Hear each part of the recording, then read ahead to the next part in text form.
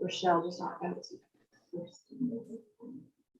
Hi, everyone. We're just getting all the technology in place. Looks like we have everyone here, so we'll load as soon as I can connect individually on my laptop so I can see when people want to speak, because it's still a bit tough to see the screens from here until we get TVs put in.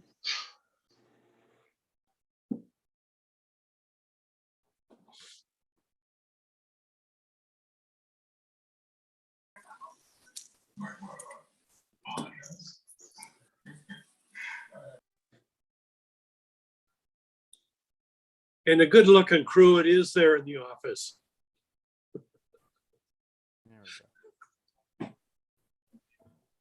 Alrighty, there we go. Okay, well, thanks everyone. We'll kick off because I think we have enough folks now. So we are coming to you live in terms of it being a hybrid meeting. So that means that we have space open here at the boardroom in Port Alberni, but we also are conducting our meeting online as well. Because we are still in the middle of the pandemic, what matters is to make sure that we are accommodating for everyone's comfort levels, as well as doing what's necessary for protecting the public as well as ourselves. We are broadcasting our meeting today on YouTube, and you can get to that embedded through our website. The easiest way to do that is by clicking on the calendar on the acrd.bc.ca website. We do not, however, monitor the chat on YouTube nor the comments. We do have some people who have pre-registered online to be attendees. We do sometimes. It doesn't look like we have any right now, but we don't monitor those. So if someone wishes to ask a question or speak, normally what we would do here is to conduct those questions through an email address, which is responses@acrd.bc.ca. Okay, we are conducting our business today on the territories of the Upachisa and Tshama First Nations, primarily because the office is located in the Alberni Valley, but we do have members from all over the West Coast, and we do have people who are coming to you live from New Toronto territory, even Coast Salish, depending on where they're coming from. That being said, we do have an agenda in front of us for the board meeting, and I'm wondering if we have any late materials or late items to add. Is that the case? All right. Thank you, Mr. Chair. I'm not aware of any late items for the agenda this afternoon. Okay, thank you very much. So if we could have a motion to move looks like John McNabb just put his hand out. So is that to move the motion, John? Director McNabb? A couple of things, yeah. That, okay. First of all. Okay, do we have a seconder?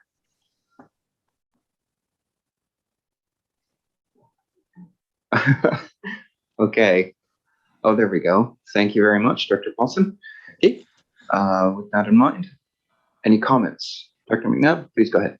So the audio coming out of that room from both of the speakers that have been on is got quite an echo to it. So just for the technical side of things. Okay, I think that will be George then. We may have the speakers turned up too high. So he's going to come in and try to fix that. If you wanted John, it may be your Wi-Fi, because at least on my end, I'm not experiencing any echo really? from the room. there, I muted my laptop. Is that it now? That sounds better for everyone? Okay, apologies, I didn't notice that. Okay. Director McNabb, you had a comment? No, that was my comment. Yep. Okay, thank you. Okay, with that in mind, all those in favor on the motion? All opposed? Okay, motion carried. Thank you very much. All right, that brings us to the next item, which is any declarations of conflict of interest, perceived conflict of interest, or gifts exceeding $250. Are there any declarations? Director Robert? Oh, please go ahead, Director Bodner. Yes, there's a conflict of interest for me for 8A.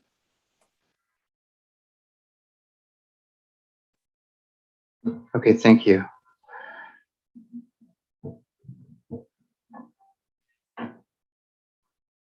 All right, this is not going to work. I'm going to close the laptop. Okay, thank you. That brings us to, are there any other items? Dr. Shannon, go ahead. Thank you. Not a declaration, but I just want to let you know that I have to step out for about 10 minutes at 10 to 3 to meet my daughter at the bus stop. Thank you, Dr. Shannon. Is there anyone else? Okay, seeing none, we'll move on to the next item, which is the adoption of minutes. Item 8A is the committee of the whole meeting dated October 13th, 2021. Dr. Shannon? So moved? Okay, and do we have a seconder? Thank you, Dr. McNabb. Okay, any comments? Seeing none, all those in favor? All opposed? Okay, motion carried. Okay, that brings us to item 4B, which is the Board of Directors meeting dated October 13th, 2021. Thank you, Director Roberts, seconded by Director McNabb. Does anyone have any comments? Seeing none, all those in favor? All opposed? Okay, motion carried.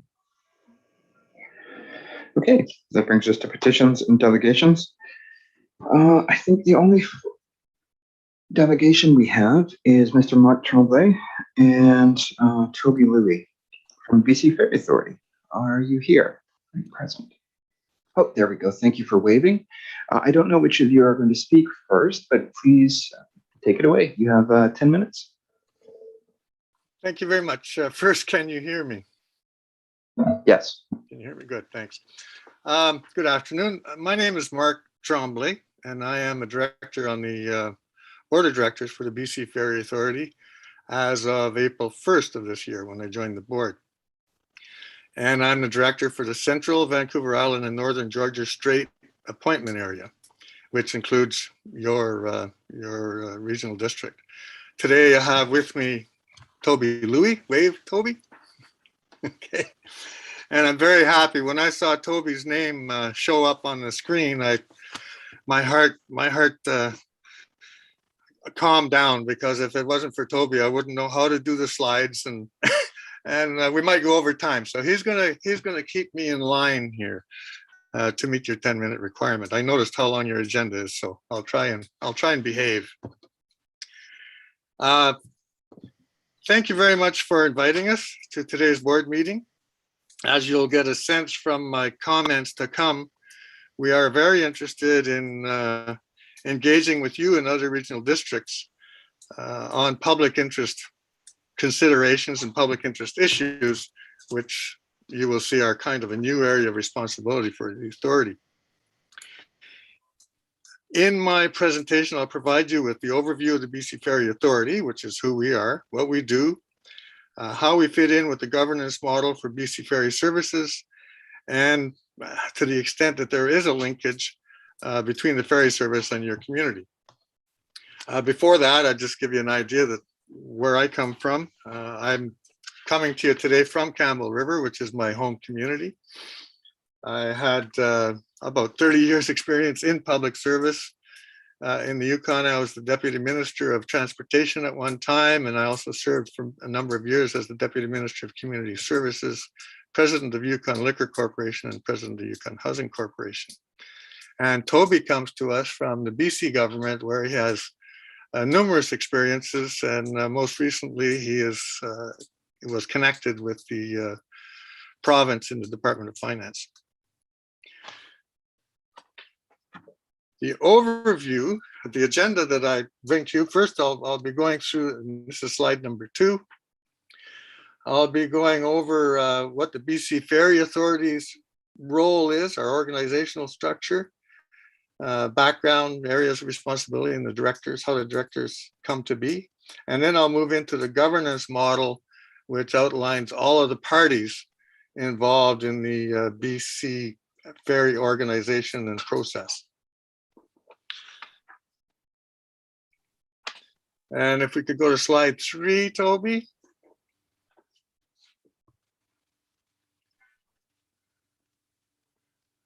Can you hear me, Toby?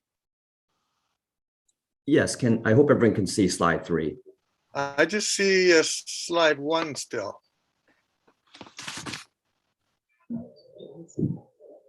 Yeah, it depends on who's actually sharing the document. Okay, as long as, do you see, Mr. Chair, do you see slide 3? No, we still have the title slide up, so you might need to click. Oh, there you go. Just gonna try again. Try again.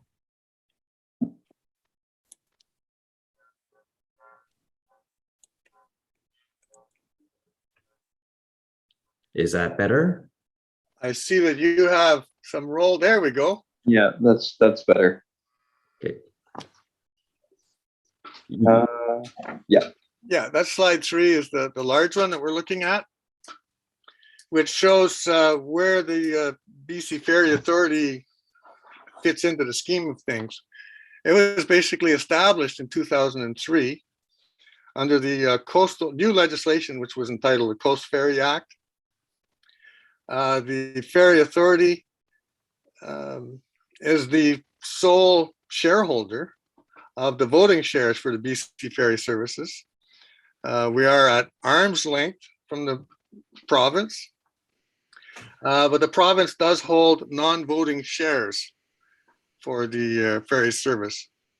The whole structure evolved over the past 60 years when initially services were provided by private organizations. Those were eventually bought by the province. And there was a Crown Corporation. But in 2003 was when the new legislation moved to a privately managed company, BC Ferry Services, independent of the government. And that's when, in 2003, we were created. If we go to slide 4, you can see here what our actual roles are, the responsibilities of the BC Ferry Authority. I'm going to start with the bottom 2 bullets and move to the first one at the end of the slide. Our roles from 2003 to 2019, and probably why you would not have had a lot of engagement with us, was initially the Ferry Authority was responsible for appointing the directors of the BC Ferry Services Board, which is the board that oversees the operational aspects of BC Ferry Services. And the BC Ferry Authority until 2019 was responsible for appointing those directors and for approving the executive compensation and the director compensation.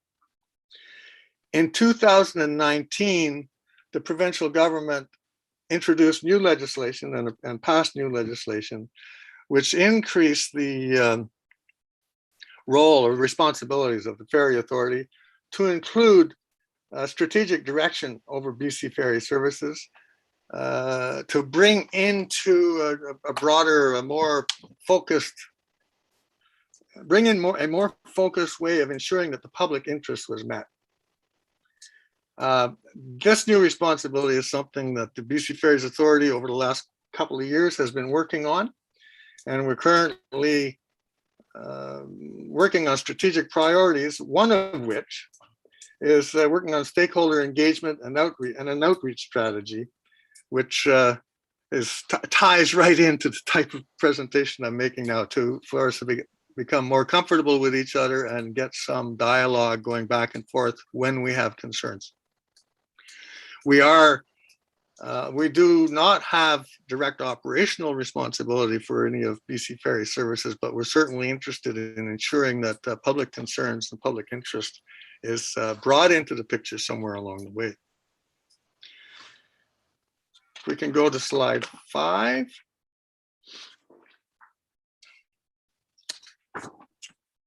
The board of directors, which I am a member on, is made up of 9 directors. We are all 3-year terms, not all consistent on timing, but spread out. Maximum of 2 terms. The chair of the board is appointed by the board.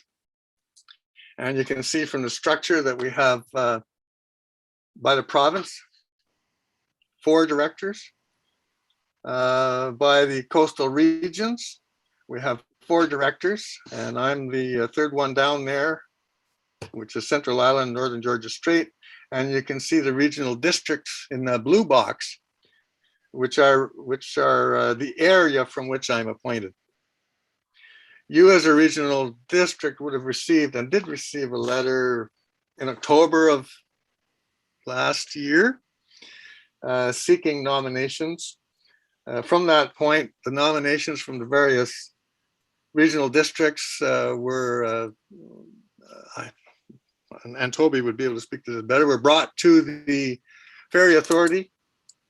And I know from my perspective, I had no real role in terms of determining who became the director for the region. All I know is that it was like a 6-month process where I went through a number of interviews, I went through security screening, was assessed for conflict of interest. And after about a 6-month process, was informed that I was the successful nomination from our district. If you were interested in more on that, you would have to talk probably to Toby or the chair, as I was not a party to their considerations. But I am pleased to be here. In addition, for our region, the Central Island and Northern Georgia Strait, there are 4 advisory committees who provide input on some of the routes, and there's an advisory committee for Campbell River, Quadra Island, and Cortez. There's an advisory committee for Denman Island and Hornby Island. Gabriola Island has an advisory committee, and there's a Northern Sunshine Coast, Powell River, Texada Island advisory committee. So they feed into the basically directly to BC Ferry Services, where they receive their the ferry service from. If we can go to slide 6. This slide basically shows the overall structure of the multiple players involved in coastal ferry services, with the central focus, as highlighted, is British Columbians. So the parties, all of the parties that feed into how the ferry services and supports along the coast and around the island. There's the BC Ferry Authority, which is ourselves. We oversee some strategic direction, and now have a role in terms of the public interest. There's the BC Ferry Services, which is the operational company, and they provide, in certain areas directly they provide service, in other areas they administer the contracts for the provision of service. There's the BC Ferries Commissioner, which was established under the same coastal ferry services legislation. They set price caps and oversee levels of service and capital spending on regulated ferry services. And I'll get into what's regulated and unregulated on another slide. And as always, the provincial government has a major role. They establish the legislation for the coastal ferry services and establish policy. The BC Ferry Services organization, which provides ferries and does the contracts with the unregulated routes, does that under contract to the province. If we can go to slide 7. So more specifically now, this is in relation to the ferry services, the BC Ferry Services Company. They provide service on 25 regulated routes. They have about 35 vessels and serve a number of terminals with those vessels. Pre-pandemic, because this pandemic had a major impact and it is returning to normal levels, but not quite there yet. They had over 180,000 sailings a year. They carry about 21 million passengers, close to 9 million vehicles, and employ 5,000 people during peak season. So it's a major employer. And the BC Ferry Services has a significant economic impact on coastal BC and BC as a whole. Go to slide 8. This one's not particularly visible on the slide, so I'll probably just move on, but it does show, there are routes right up from Prince Rupert over to Haida Gwaii down to the southern end of tip of Vancouver Island, with numerous connections in and around. It's quite an expensive.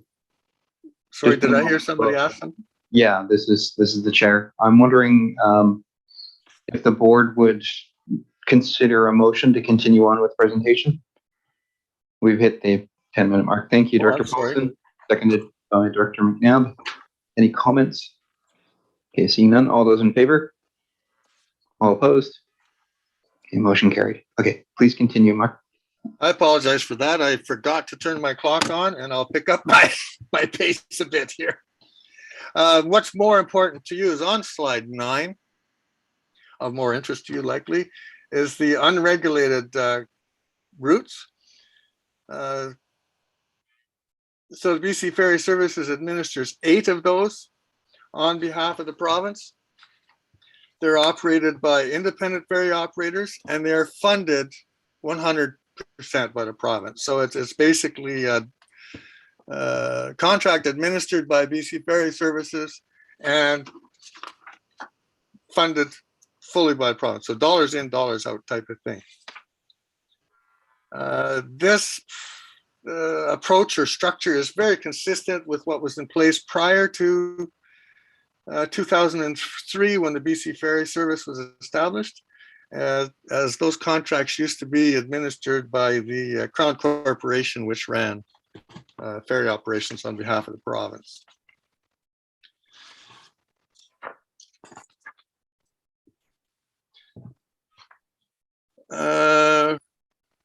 The routes on slide 10 are shown on slide 10. Oh yeah, right there, sorry. Which shows that we have unregulated routes both in the north and east of the island, on the west of the island, and some heading towards the mainland up in the Prince Rupert location. to segue from what the BC Ferry Services does to what the provinces does, I just have a slide here which shows basically total revenues and how it's moved during the COVID period. The ferry service generates about $950 million a year. You'll see from the most, what was the fullest year of 2019-2020 was 939 million. In that middle column, about 247,000 is a contribution from the province. So although 3/4 of the revenues are generated through fees, a good contribution comes from what we call transportation fees, which is the contracts that the government enters into with the ferry service. Social program fees, which would include school kids matters, health matters, and seniors, and some other subsidies, which are primarily the unregulated routes. Slide 12. The relationship between the ferry services and the province are administered through contracts. They are actually 60-year contracts that were entered into at the time of the establishment of the corporation. And those contracts outline the level of service to each of the contract locations. They are reviewed every 4 years. And in that review is included the transportation fees, which are the contribution that the province makes for the operation of the coastal ferry service. They stipulate the minimum level of service. They specify the amount that will be contributed, and they confirm what kind of social policy programs and funding will be pursued, which I was talking about earlier in terms of the seniors' health situations, education, and what have you. The province also appoints 4 out of the 9 directors, as I spoke about earlier. They hold the non-voting shares. The province continues to own the terminals and leases those properties to BC Ferries. And the province continues to be involved in the development of policy and legislation. So the most recent changes to that legislation being in 2019. And I know that the province was very involved in ensuring that the unregulated route that you enjoy continued to operate earlier this summer. So that the province is in the background on a regular basis, but the ferry corporation itself is privately operated. If we can go to slide 13. There is one other party that I hadn't spoken about yet, and this will be my final piece. There's also a BC Ferries Commissioner that is appointed under the legislation. The commissioner is the current commissioner was appointed this summer is Eva Haig, and she has a deputy commissioner, Pete Langstraat, and their role is to regulate tariffs through price caps. They do performance reviews, they approve capital expenditures, and they monitor service quality and levels. Most recently, they were involved in ensuring that there was a process for complaints and that type of thing to be handled appropriately. I think that kind of outlines all of the components of the ferry organization. I'm pleased that things were able to come together to continue your service this summer, and I'm happy to hear other concerns or questions that you may have. Okay, thank you for your presentation. In terms of comments and questions, I have Directors Beckett and then Robert next, followed by Bodner and Paulson. Thank you. Can you hear me? Yes, I do, Bob. Excellent. Thank you for your presentation. So I'm the director for Area A, which is Banfield, and recently the Lady Rose Marine Services, as you're familiar with, sold, and the new owners have taken it over without interruption. It came as a shock to our community, and we were initially devastated to think that we weren't going to have that essential service. And I was a little bit confused because I thought that was that they were subsidized to some degree by BC Ferries. And then during the discussion in the latter part of August, I was led to believe that they received some subsidies from Ministry of Transportation and Infrastructure. So I'm a little confused as to where the subsidies may come from. So that would be the first question I have with respect to clarification. And then the second question that I have for you is, heaven forbid this happens again, but what is in place for these rural coastal communities that are dependent on these private operators for service, and what role does BC Ferries have in helping to ensure that we don't lose these services down the road? And I'll stop there. I look forward to your responses, gentlemen. Both good questions, and I'll do my best. And if I'm not complete, we may have to get back to you. But certainly, where the subsidy is from, I tried to cover that earlier, and that is the arrangement between the unregulated routes and the private operators is a flow through from the province through BC Ferries to the private operator. So there are contracts in existence, and the signatories to the contract are basically BC Ferry Services and the private operator. But the funding for those contracts is a flow through, a direct flow through from the province through BC Ferries to the operator. So although BC Ferries administers the contract, they have, I'm not a party to the negotiations. I think they participate in the negotiations, but it's the province that has the final say, and the province which makes the determination. In the case of your contract with the Lady Rose operator this summer, my understanding is that was primarily a contract that not many changes occurred to the contract. It was basically a contract that was assumed by the new operator. The subsidy, for lack of a better word, comes from the province. In terms of what's in place for coastal communities, again, it's the regulated areas are services that are provided by BC Ferry Services under contract to the province. So if there were to be changes to where the current regulated services operate, that would be through negotiations between the province and BC Ferry Services. If there are to be changes where the unregulated services occur, which I had a list there was 8 of them, I would expect that would be primarily discussions between the province and the unregulated operator. Nevertheless, to me, it's a gray area. I think to a number of other people, it's a gray area. It's not something for which there is specific legislation. So it's a good question.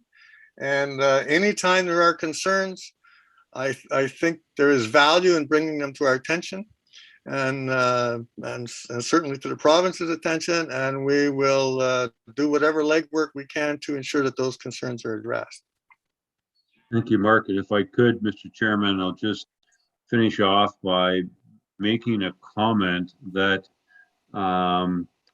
I guess I would hope, and that was one of the reasons for having the presentation today, is that I would hope that the province, not getting caught in the bureaucracy between BC Ferries and the province, but the province would recognize how important this service is, and would recognize that we would hope, and that there would be an expectation that the province would reach out to the ACRD in this case to discuss these matters and get involved, because I felt like we were on our own with respect to this issue.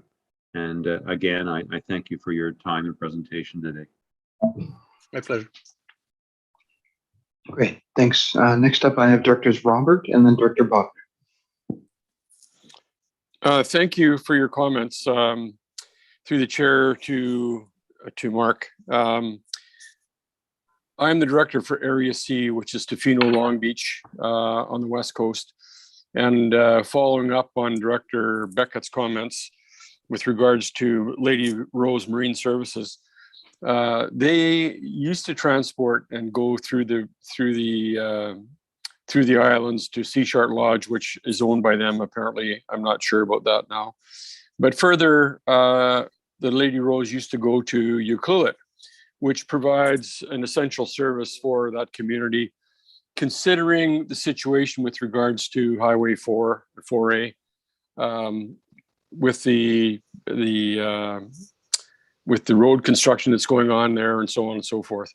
What I'd like to know through you, if possible, is, and perhaps through the provinces, can this service be extended again from Port Alberni to Bamfield and also over to Ucluelet? Thank you for that. Yeah, that's I clearly can't answer here off the cuff. I think that I can bring the question forward and have some kind of response come back to you either from the province or from I think the operator would have to be certainly involved in this, as I understand that they do Bamfield and Alberni and Kildonan. But to increase where they're to provide service would be a contractual matter. So I'll take this under advisement and get back to you with something to the best of my ability. I appreciate that. Thanks, Mark. And I'll be able to get your coordinates from Jill. Yeah. Yep. Thank you. Next up, we have Directors Bodner and then Director Paulson. Is there anyone else? All right, thank you. Director Bodner, please go ahead. Thank you. To the chair, to Mark. Mark, I enjoyed that presentation. I do have a question, although I don't live out on the West Coast. My area is in Cherry Creek, which is quite away from the water. However, I have heard in the past that there are concerns. Well, first of all, what would be the criteria for an unregulated route? And the second question is, would there be able to be the possibility, or I understand there is a need, to go to those islands off of Tofino and Ucluelet, where the First Nations have a hard time getting in and off the islands, and it's hard to get health issues dealt with without having to make big plans to leave those islands? Yeah, that's a very that question is similar to John's question in terms Yes. of new or additional services. I think that any consideration of new or additional services is a large matter to be considered by provinces, by service providers, and what have you. You know, in a number of locations, and I can't speak specifically to the ones you're talking about, Diane, but in a number of locations, there are private taxis. There are all kinds of other businesses involved. And to move to where some level of ferry services is put in place impacts a lot of other matters. The ferry services that are in place that are unregulated now, and the ferry services that are in place that are regulated, have been there for numerous years. Not to say that there's not opportunities for new ones, and not to say that the ones that are there will be there forever.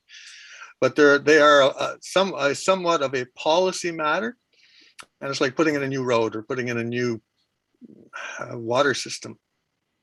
So I think to some extent, I could get back to you with a response that would probably be somewhat familiar to the response we get back to John in terms of how this kind of policy consideration would be undertaken by the province. Okay, thank you for that. That would be good to get some more information about that. Yeah, we'll do that. Thank you. I can't say that we'll all be happy with the answer. I could just say I could get you whatever I can get from. All righty. Well, somebody's got to ask. Thank you for that. Next up, we have Director Paulson. Thank you very much, gentlemen, for your presentation. And Toby, thanks for being the conductor behind the scenes. But my question just has to do, it probably echoes some of Director Beckett's concerns. And, you know, I think that what happened last spring and summer caught everybody off guard. And I guess my question here would be, and it probably relates to all 8 of the unregulated routes. Does BC Ferries or the province or both have the ability to actually sit down in a room with these independent operators and have a discussion about business planning for the future? And I think locally here in particular, we saw the retirement of the Lady Rose herself. My understanding is the Francis Barclay is an aging piece of infrastructure. And my question would be, and you don't have to address it today, Toby, maybe you could send it in correspondence, is how we assure that there's infrastructure in place and working with the independent operators to make sure their equipment is safe and current. And is there support at the provincial or BC Ferries level to assure that that takes place? And probably the next hurdle that the new operator, Devon Transport, they'll be looking at their actual ship. And we don't want to lose surface because of a vehicle being removed from service due to regulation. So I'm just worried, I'm just thinking about the future, the business planning, and if any supports are available to these independent operators with regards to aging equipment and replacement. So thanks for taking that into consideration. It could be correspondence for information in the future. Yeah, actually, I appreciate the question, and I think it's the kind of considerations that when I said there are gray areas, the BC Ferry Authority only recently, or in 2019, and is getting its legs under its feet, assumed a role for some level of public interest. And I believe that your question is very specifically a public interest question. So it's the same kind of question that we in the authority have close to our heart, and we're working on trying to draw the lines on where our role fits in there, trying to understand the legislation better. Seeing as how there have been no real changes since 2003, it's the kind of question that's been around for some time. So I'm going to undertake to get back to you with a response, but this, looking at what's down the road, probably involves a lot of consultation and discussion with local organizations, local governments, local businesses, and it's not something where there will be a robust response in terms of the next few months. But it's on all of our thoughts. We know that the economies of all of the communities along the coast and throughout BC, primarily on the coast when it comes to marine transportation, but are heavily affected by good transportation, good communications. I even noted in your, and I'm getting too long here, but I noted in your strategic plan, which we haven't got yet for BC Ferries authorities, but you do as a regional district. I think the terminology you had in the early part of your strategic plan was robust roads, marine transportation, communications, and some other matter. And I was pleased to see that, and it's something we'll have to include in ours. That was my long response. My short response is, well, I'll get back to you with what I can, but it's something that we're working on for the longer term. Okay. On behalf of the board, I'd like to thank you for your presentation, Mark. And yeah, we hope to actually, when you do have answers, if you'd like to forward them to us, and maybe at some point in the near future, you could come back. Thank you. Appreciate it.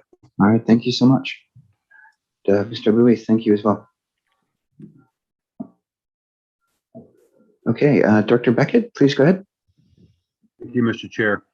Great presentation. My comfort level would be that the board would follow up, acknowledging the presentation and firming up the questions that we would like to have answered for clarity purposes.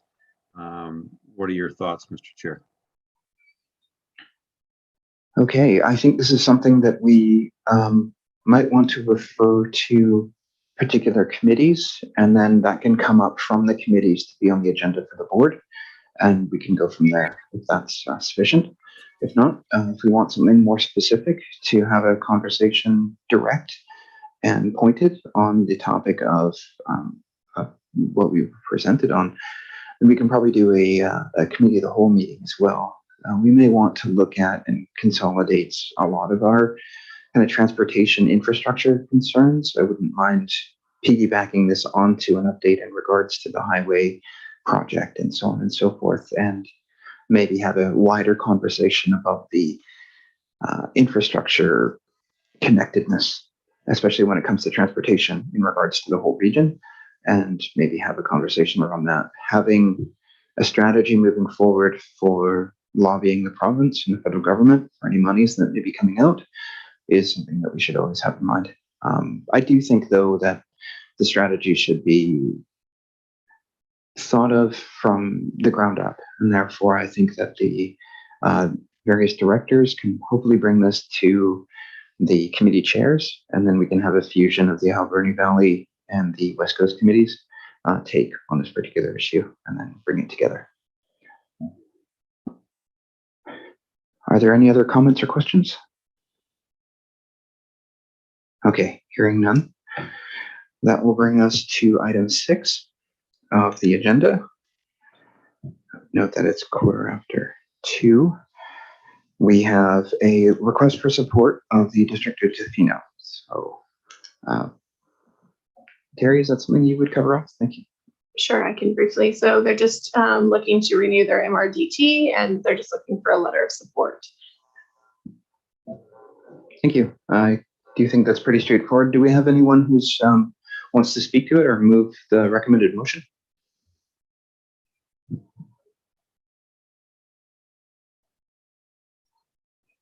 Director Steer, go ahead. I can move the motion. I just have to get it onto my agenda here. Third of the way down, page 2. Yes, I got it right here. Thank you. Oh, I just went by it. There we are. That the Alberni Clayoquot Regional District Board of Directors forward a letter of support to the District of Tofino for their application of the province of BC for a 5-year renewal of the MRDT at a rate of 3%. Great. Do we have a seconder? Thank you, Director Roberts. Any comments? Okay, seeing none. All those in favor? All opposed? Okay, motion carried. Okay, that brings us to 7A, which are, sorry, item 7, the correspondence for information. Would any directors like to pull anything out? If not, we do have a motion to receive. Director McNabb, please go ahead. Motion to receive? Yes. Yeah. Okay, thank you. And Director Roberts, second? Thank you. Any comments? Seeing none. Okay, all in favor? All opposed? And motion carried. Okay, that brings us to item 8A. So I do believe we have to wait for Dr. Bodner to, or is that 9A? Sorry. No, it's 8A. Okay. Oh, no, very quick, Janice. Thank you. Okay. So with that, please go ahead. Whoever is going to introduce the item. Thank you. I can introduce this one, Mr. Chair. The contract with Edie Duval, AEL Janitorial Services for cleaning of the ACRD offices expires at the end of November 2021. Ms. Duval has been doing cleaning of our offices for over 28 years. Staff are recommending the board consider entering into another 3-year contract. The contract has been updated, some housekeeping amendments, monthly annual increases, and this is to reflect increased sanitation due to COVID and additional staff and office cleaning. And if there's any questions, I'd be pleased to answer them. Dr. Cote, please go ahead. Thank you. I'm familiar with this contractor, and she does an excellent job. I just have a question around, do we do any kind of recognition for any of our associates like this for, this is a long time contract, and you said 28 years. Do we recognize partnerships or anything for 25 years? Thanks. At this time, no, we do not for contractors have any recognition programs. Hello. Go ahead, Dr. Cote.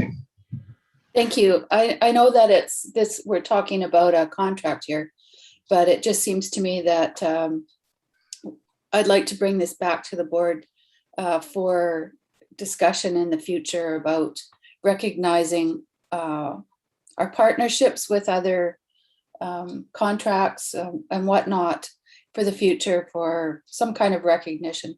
Thank you. Thank you. And Dr. Roberts, did you have a comment? And then Dr. Steer.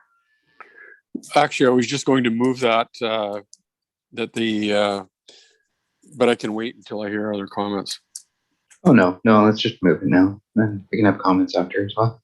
Okay, thank you. I'd move that the Alberni Clayoquot Regional District Board of Directors enter into a 3-year contract with AEL Janitorial Services, Ms. Edith Duval, to provide janitorial services to the Regional District Office located at 3008 5th Avenue and 3004 4th Avenue, Port Alberni, BC.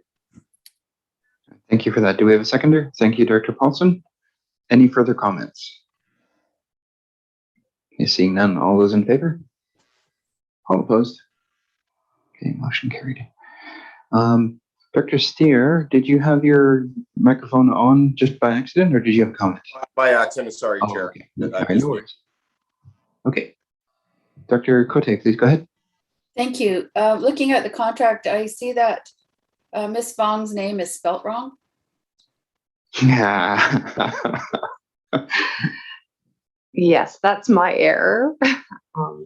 I forgot how to spell Terry's name momentarily when this agenda was put together. I do believe Dr. Cote has won the prize. All right, good eyes. Okay, so with that, we are moving on to item 8B. So we'll wait for Dr. Bodner to be let back in.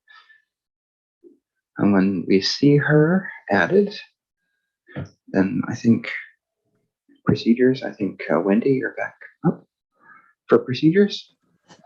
Yeah. Yeah. Yes, she is. Please go ahead.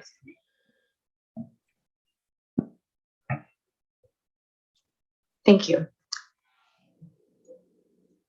So presented for consideration by the Board of Directors is an amendment to the Regional District's Procedures Bylaw. And this amendment is basically primarily to allow permanent ability for our regional district to hold board, committee, and hospital district meetings electronically where desired or deemed appropriate. The regional district has been holding the majority of board meetings, committees electronically since the COVID pandemic started in 2020. We've been doing this under a ministerial order. This order has now expired. It expired at the end of September. On September 29th, the province brought in Bill 10, which provides permanent abilities for local governments to hold electronic meetings where they deem appropriate. In order to do that, an amendment to our procedures bylaw is required. So in front of you today, the bylaw includes the addition of the hospital district within our procedures bylaw and sets requirements and as well as notice requirements and public participation for electronic meetings. And if there's any questions, I'd be pleased to answer them. All right. Thank you. Are there any comments or questions? Dr. McNabb, I see you're unmuted. Did you have a comment? Please go ahead. So I would move that the Alberni Clayoquot Regional District Board of Directors give first reading to bylaw A1075-3 Regional District of Alberni Clayoquot Procedures Bylaw Amendment 2021. Thank you. And I have a second from Dr. Beckett. Do we have any comments? Seeing none. All those in favor? All opposed? Okay, motion carried. And I move second reading. Thank you, Dr. McNabb. Do we have a seconder? Thank you, Dr. Roberts. Comments? Seeing none. All those in favor? All opposed? Motion carried. And I move third reading. Thank you. Seconded by Dr. Shannon. Okay, all those in favor? All opposed? Motion carried. And Mr. Chair, I'd move that the Alberni Clayoquot Regional District Board of Directors adopt bylaw A1075-3 Regional District of Alberni Clayoquot Procedures Bylaw Amendment 2021. Thank you. And seconded by Director Roberts. Any comments? Seeing none, I think just for the record, I will comment that I think this is a long time coming, especially given, and it's somewhat somewhat here, salient here in the regional district, but there are plenty of regional districts in the province that have to deal with even longer driving distances. State of the highway notwithstanding, I think this is something that will help increase the value of the governance being brought to regional districts across the province. But in our instance, I think this is really going to assuage a lot of the highway anxiety some of our West Coast directors may have here and there. And in the winter months, probably contributes to safety. And now that we're through that, I think we're in good shape. We'll see how it looks after the pandemic. But yeah, we're technically into hybrid meetings now, so that's not too bad, as far as I can tell anyway. All right, that brings us into the next item, which is item C, a memorandum of understanding between the ACRD and the District Health Fair. I don't know who's speaking to this though, so Heather? Oh, hi Heather. Yeah, Please go ahead. thank you. So this is just a recommendation for the board to enter into a memorandum of understanding with the Alberni District Fall Fair Society.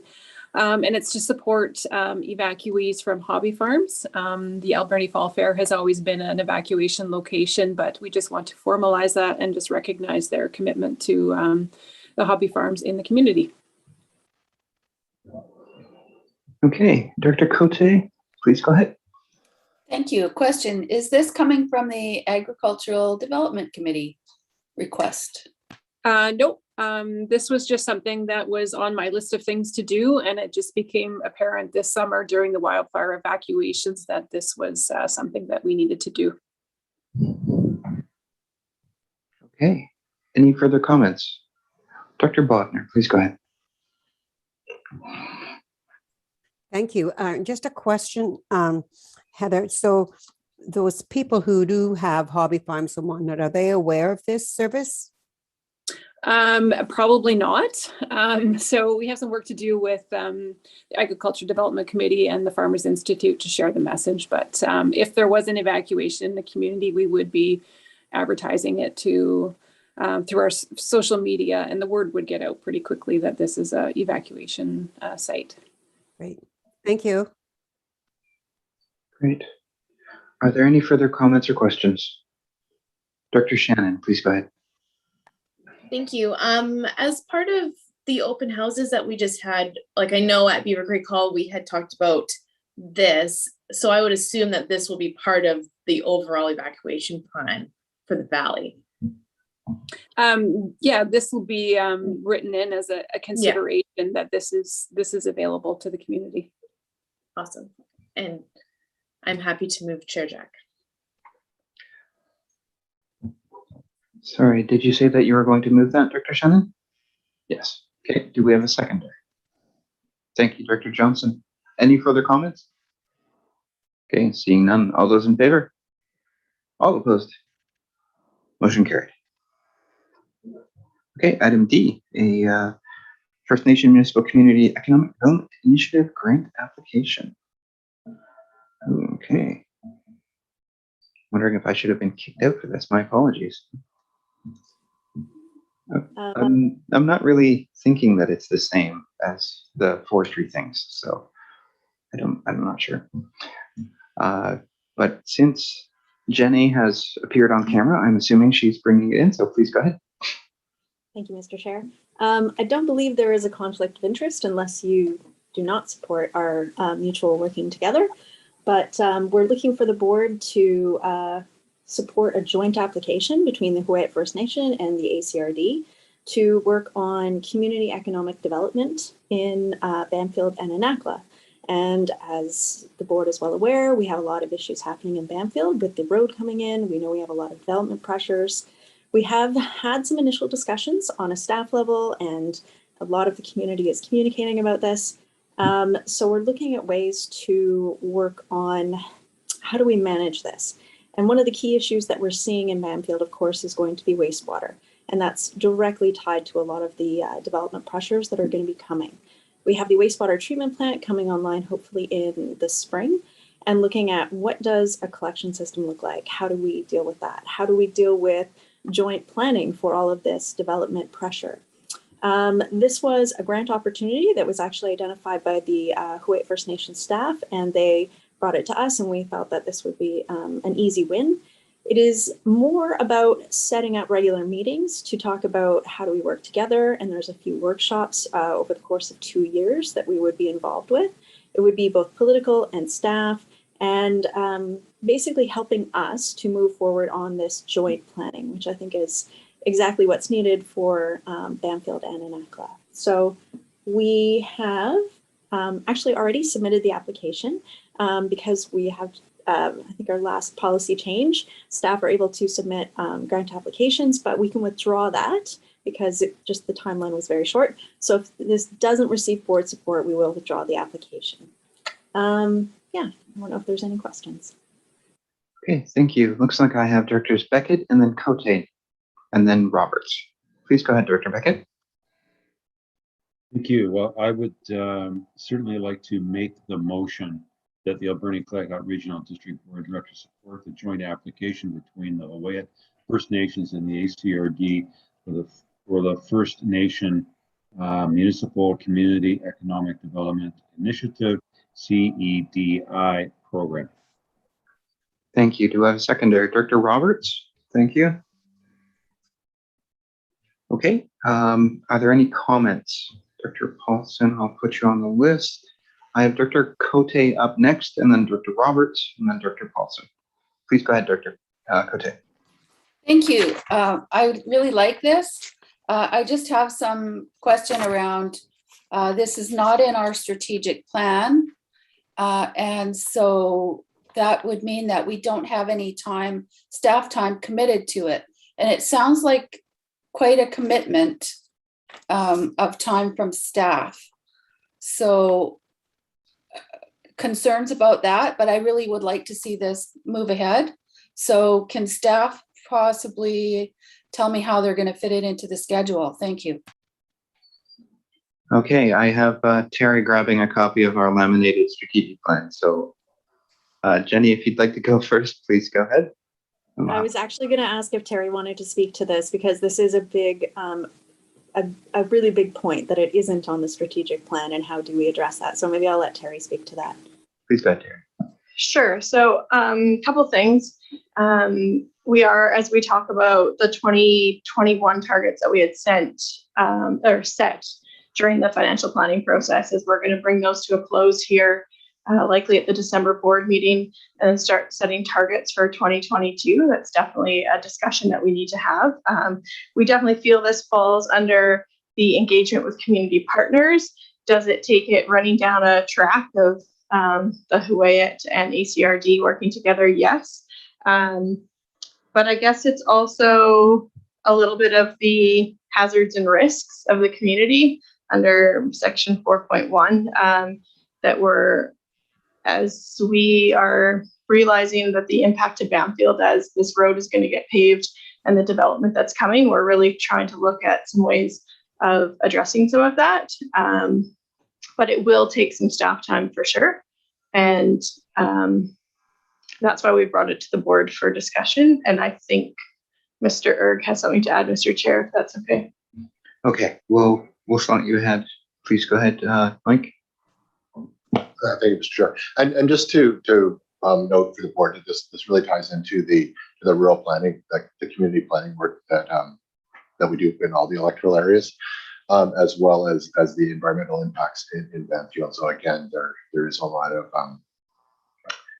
part of this ties to the road and the increased development pressure, but also to the option or potential option that exists for properties to utilize the wastewater treatment plant, which would be it's an existing utility going through Banfield. So it is touched on some of the core areas that the regional district works on, and it's something that is happening in Banfield, and it's a situation where we can, as an organization, be out in front of it or reacting to the development pressures as they come up on one-offs. Okay, thank you. Director Cote, did you have a follow-up?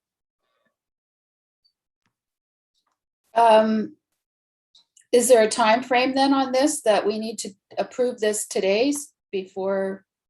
I guess so. Yeah. Jenny, do you want to confirm that? If you want, we can defer it to another board meeting. I believe the deadline, it's going to be starting relatively quick. So they will be announcing, I think early to mid-December, and one of the first meetings starts in December. So if we do want to withdraw the application, we should know sooner than later. It's only the end of October, so if you wanted, we could defer this for another meeting if there was more time that the board wanted to consider this. Follow up, please. Yeah, go ahead. Just that I'm wondering if we approve this, and I'd love to approve this, what's going to be pushed off the table, because it seems that we're having difficulty keeping up with all of the requests that we have right now and making progress on so many things. How will that affect our work schedule? And just concerned about what's going to fall off. But I really do want to approve this. Do we need more staff? So I think what we can do is let Terry think about that for a moment. We'll go through the rest of the speakers list. I have Director Roberts, Paulson. I did see Director McNabb move, but I wasn't sure if he wanted to speak, and then Director Beckett. But Director Roberts, if you wanted to go next, and then Director Paulson. Yeah, thank you for that. No further comment required at this time. Thank you. Thank you. Director Paulson? Yeah, I think this is a great opportunity for us. And once again, this has to do with future planning. And I understand the concerns from Director Cote with regards to staff time.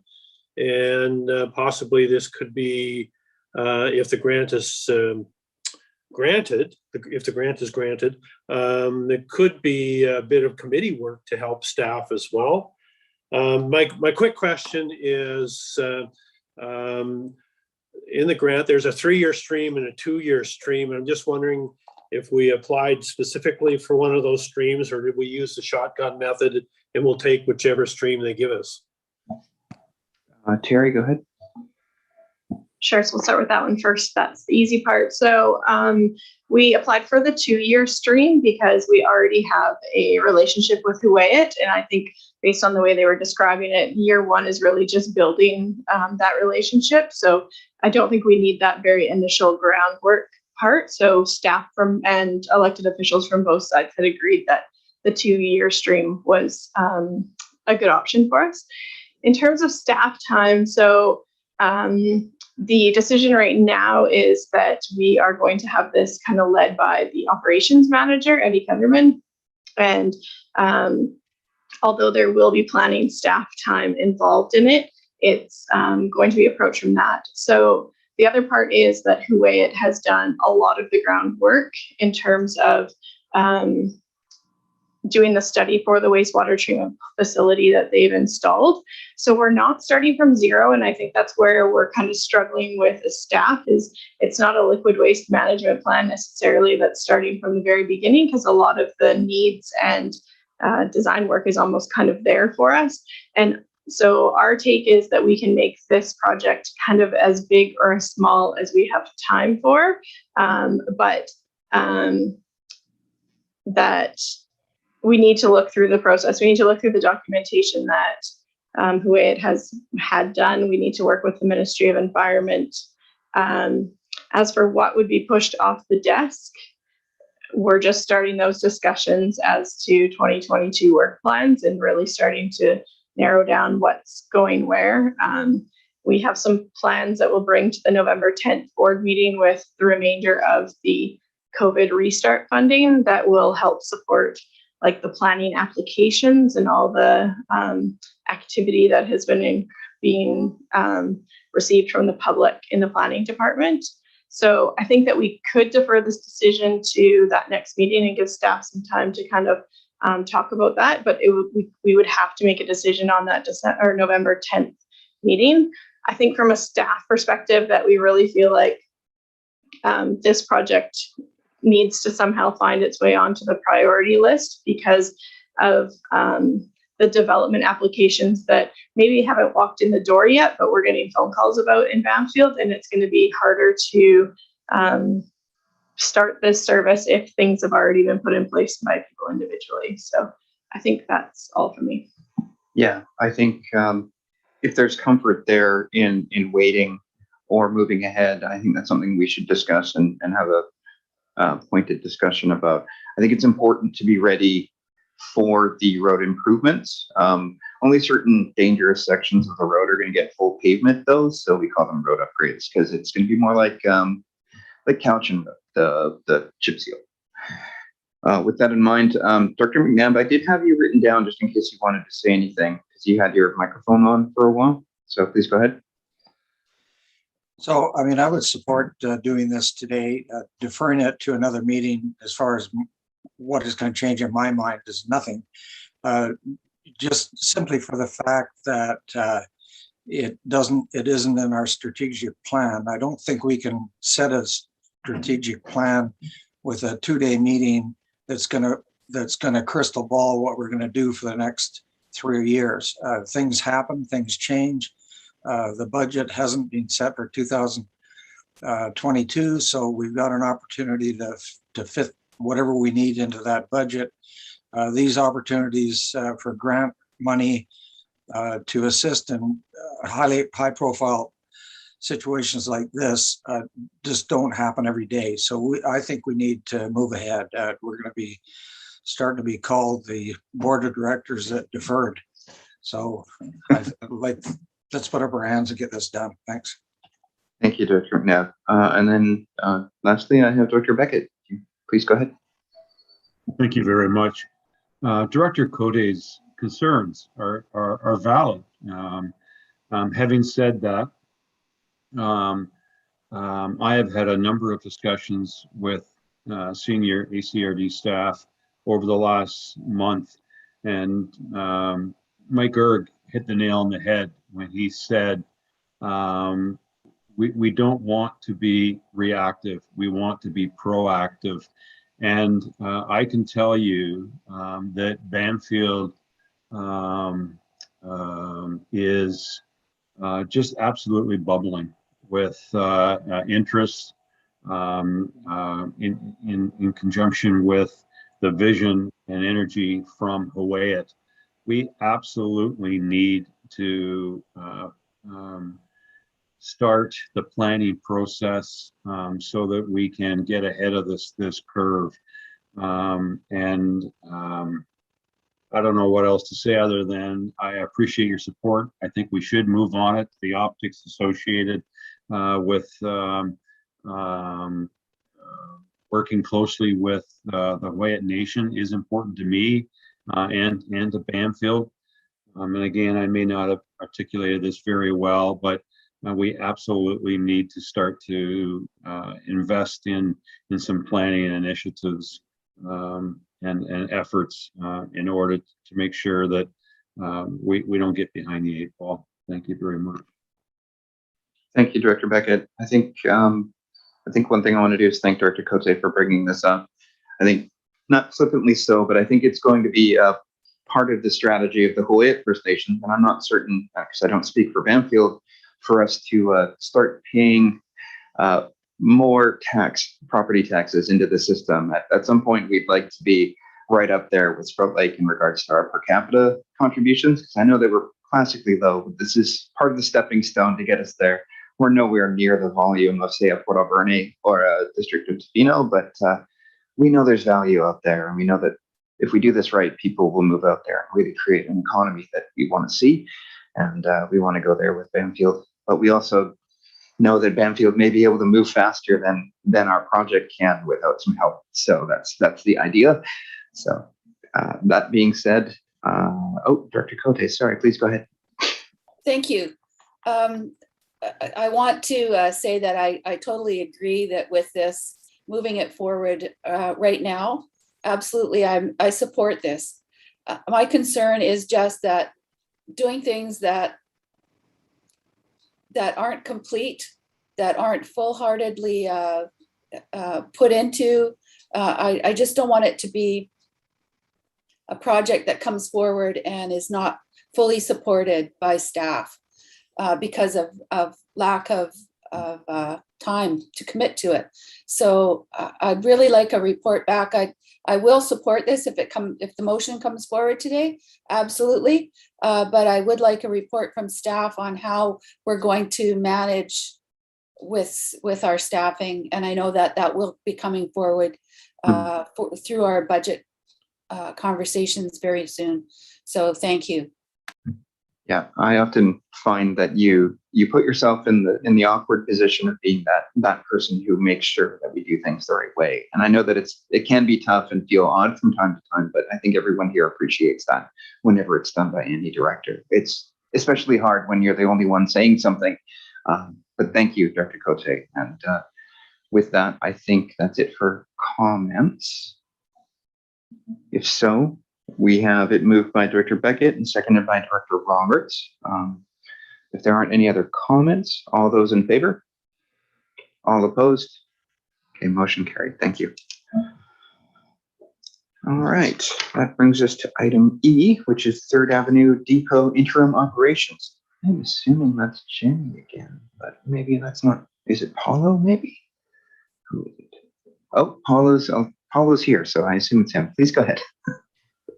Thank you, Chair, through the group. First report I've got here today is regarding 3rd Avenue Depot. As you've seen, we have the operations contract, which is currently with Waste Management, terminating at the end of November. And so the big change here is we've been working through our RFP work here, and we've added a component of social procurement in line with the board strategic driver. And the idea is to provide some time while things are ending on November 30th, provide some time for a more smoother transition if we have a new proponent coming into place. So what we wanted to do was extend the operations work that Waste Management is doing right now for an additional 2 months. We worked with the operator to find out if it would be possible to stay at the same current rates without going any higher. We already see how high the costs are on a monthly rate to operate that station. And unfortunately, they were not able to meet that request. It looked like it was going to be quite a large increase to continue to operate that station, even for the 2 months. So essentially, we're running the contract out, letting it run out for the November 30th. And we've approached a local group, INEO, to see about running the station on an interim level with their operators. And that would provide all the recycling services that are in place right now that would see us through the 2 months while the RFP process runs its course and gives enough time for folks to come to the table, get everything in place, and then ideally we can come back at the right at the beginning of December with a contract award to set up somebody for success in the new year. The couple other takeaways that we had, we did talk a little bit about the cost. Currently, the station is operating at a cost of about $14,400 per month. and which is quite high for that site, considering that we do get revenues back, but they do have to be subsidized, not just from the recycling revenue, but tipping fees from the landfill and the overall waste shed. So that's a $7,900 hit. With the idea of going forward with a harder cost, and speaking with the group at INEO to see what could they do to see us through for the interim piece. They came back with an estimate of $10,000 per month, which is, well, frankly, a lot better. So what's going to happen is they're going to go through a training process if this goes forward with the on-site staff. We're kind of working through that transition, and yeah, that's about all I've got. So I'll look for questions. Thank you for that, Paula. Are there any comments or questions? Dr. Paulson, please go ahead, and then Dr. McNabb. I think this is a great initiative. Thank you, Mr. Chair. I think this is a great initiative for INEO in particular, but I'm a little bit concerned. Maybe just a quick comment on in the interim with INEO, what sort of supervision will we supply to them? You are dealing with the public. We'll be dealing with people who are training for integration into the employment system in the future. So I'm just a little concerned. You're dealing with the public, and from time to time, for lack of a better word, it can be ugly when you have an outlash. And just I'm kind of concerned about the supervision and protection of the INEO participants. Just curious. I could comment on that, Chair. Yeah, just to respond, and thank you. That's a great question, Director Paulson. Yeah, we're going to be overseeing the group with the lead operator for INEO. So we'll be providing those training materials, working with the stewardship. They provided us a lot of information, actually, which is quite useful for a walkthrough of here's how you deal with these various things, and here's how you deal with the FAQs for customer service. And you're right, it's a very, very busy site. Lots of folks. We get lots of responses from folks there. And so we want to make sure that when we train them, they have a clear path. They understand, how they interact with the folks that are coming in. And if they run into a block, much like we would do with any other contractor, by all means, turf the question back up to the ACRD staff, which should be myself and the rest of the team here, kind of thing, and we can answer those questions. But we want to make sure that we keep on top of that. Absolutely. So, yeah. Thank you for that. Next up, we have Dr. McNabb. Please go ahead. So does local staff include current staff? It might. It absolutely might, Director. It just depends on who they bring to the table there. They do have existing staff with INEO. They may be interacting with the actual, the current staff that are in place. Now that part, I don't know who they're going to wind up using to put into that chair. That will be up to them. Yeah, I think that's really something that's kind of key and critical, because in the continuity of trying to do an interim solution, I think those current staff are the ones that are going to be able to provide that continuity. So, I really like to see that as a paramount to the agreement. Thank you. Thank you, Dr. McNabb. Now, do we have any other comments or questions? Or there is a motion here.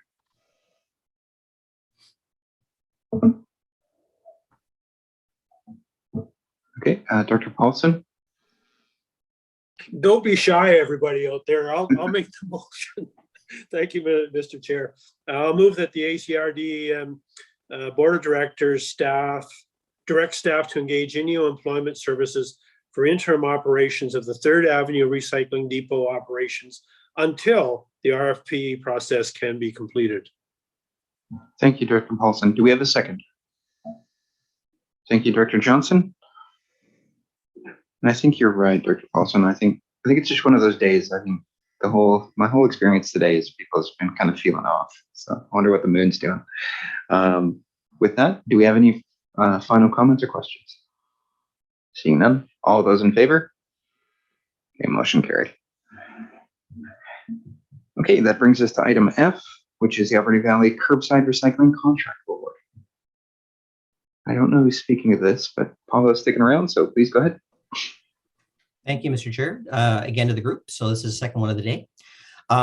We've completed the RFP process for the curbside recycling collection piece. So as you know, we've gone through the transition or are going through the transition that now curbside pickup of recyclables in the city of Port Alberni now sits with Port Alberni. We're still continuing with our, the education piece on that point. And so this is the RFP for the remainder, for the residents of Beaver Creek and the residents for the Sishat and Hupetcheset First Nations. So we issued out the bid back in September 14th.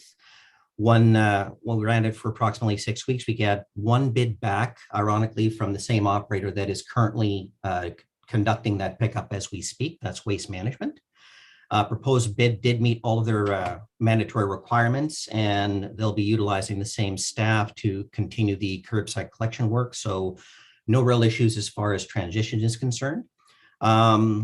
And the key takeaway there is on the financial piece. So while there's definitely a much reduced cost for what this budget line item would be with the transition of Port Alberni, that said, we are still seeing an increase in the net cost per household of the collection for curbside material. And as you'll note there, under the last contract, it was approximately $36.96 per household year.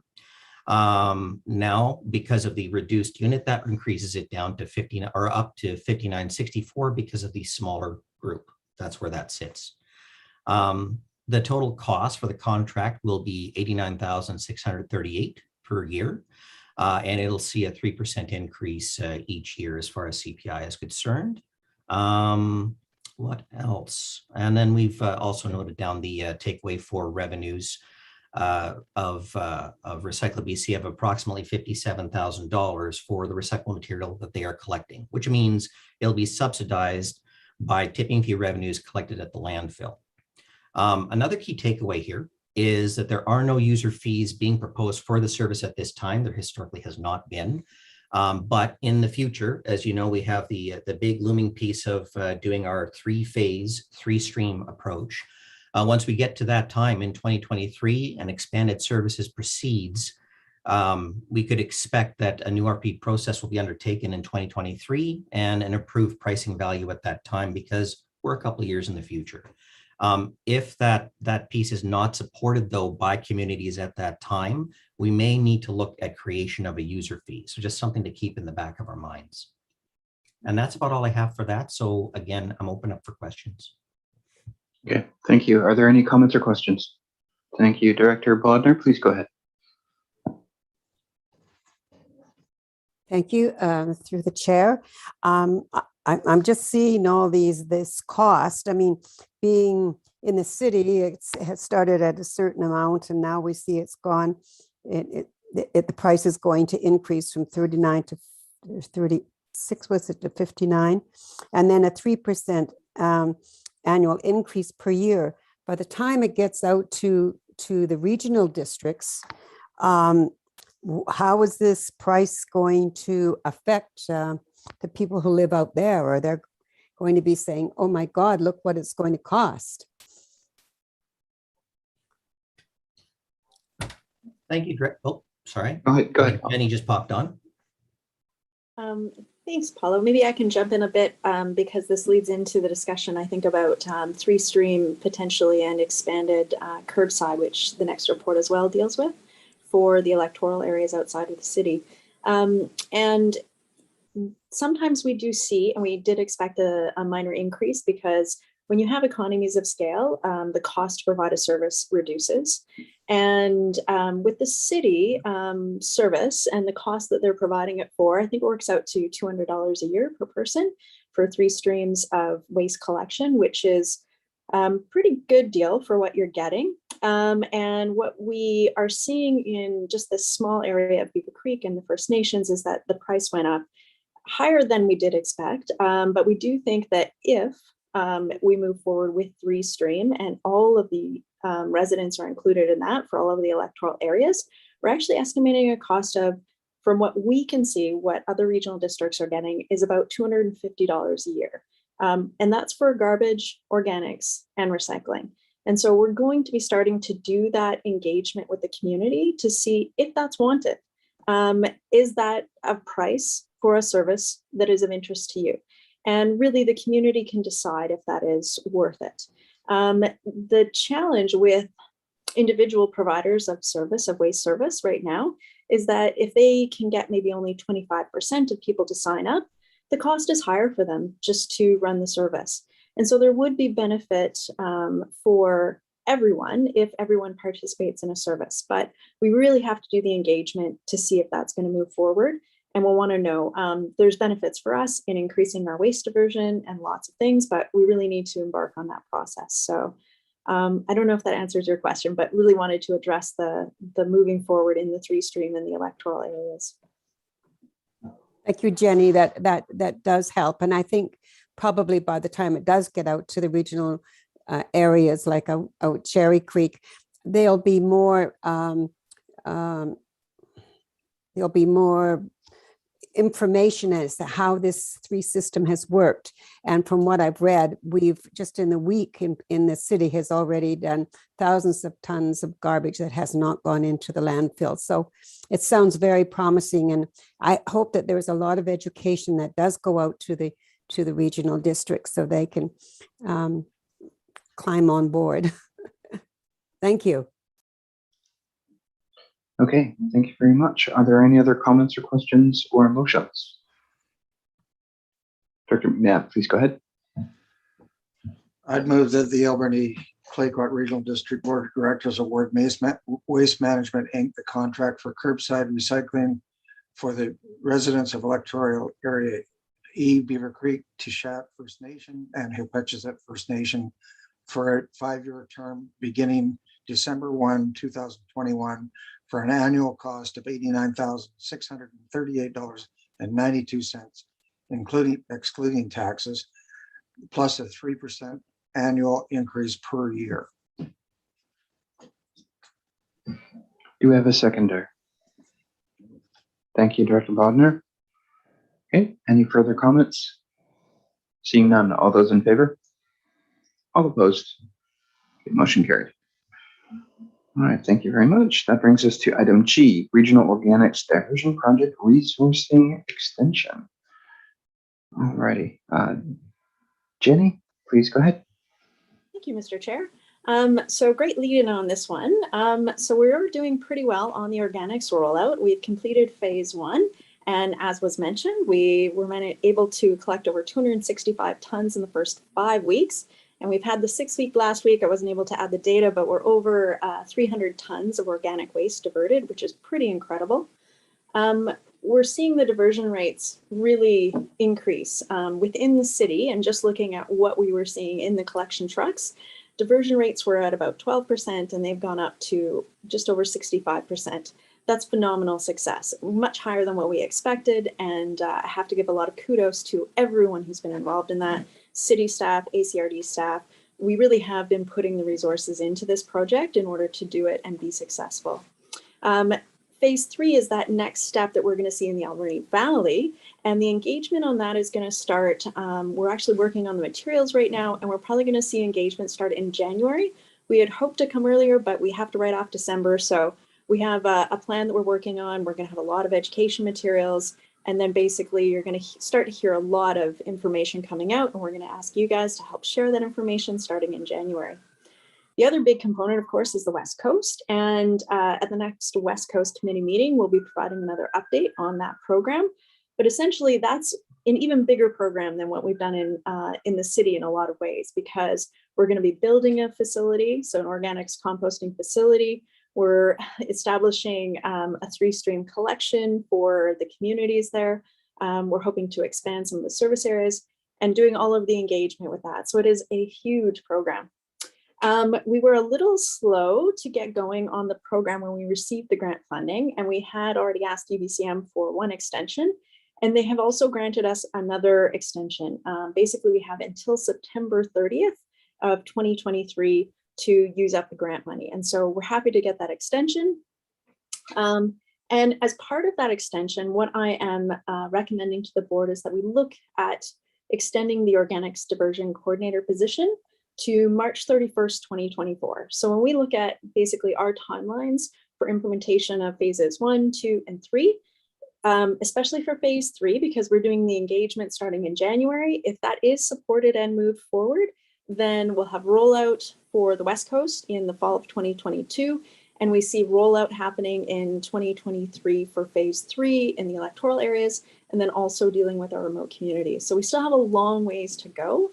The original organics coordinator position was just for a 2-year term, and I'm hoping that we can extend it basically to allow us to complete the project and have our staff on board. So right now the term ends in May of 2022, and I think there's a lot of value in staff retention and a lot of other benefits in doing a job extension sooner than later. And so since we had the UBCM extension, I thought this would be an appropriate time to look at basically extending the organics coordinator position to allow us to finish off all 3 phases of the program. And I'm happy to answer any questions. All right, thank you. Dr. Cote, please go ahead. Thank you. So through the chair to staff, regarding the rollout community conversations in January, I'm not sure if that's a good time for Sprout Lake. We do have our community association AGM in March, where people are usually coming back, the snowbirds, whatever.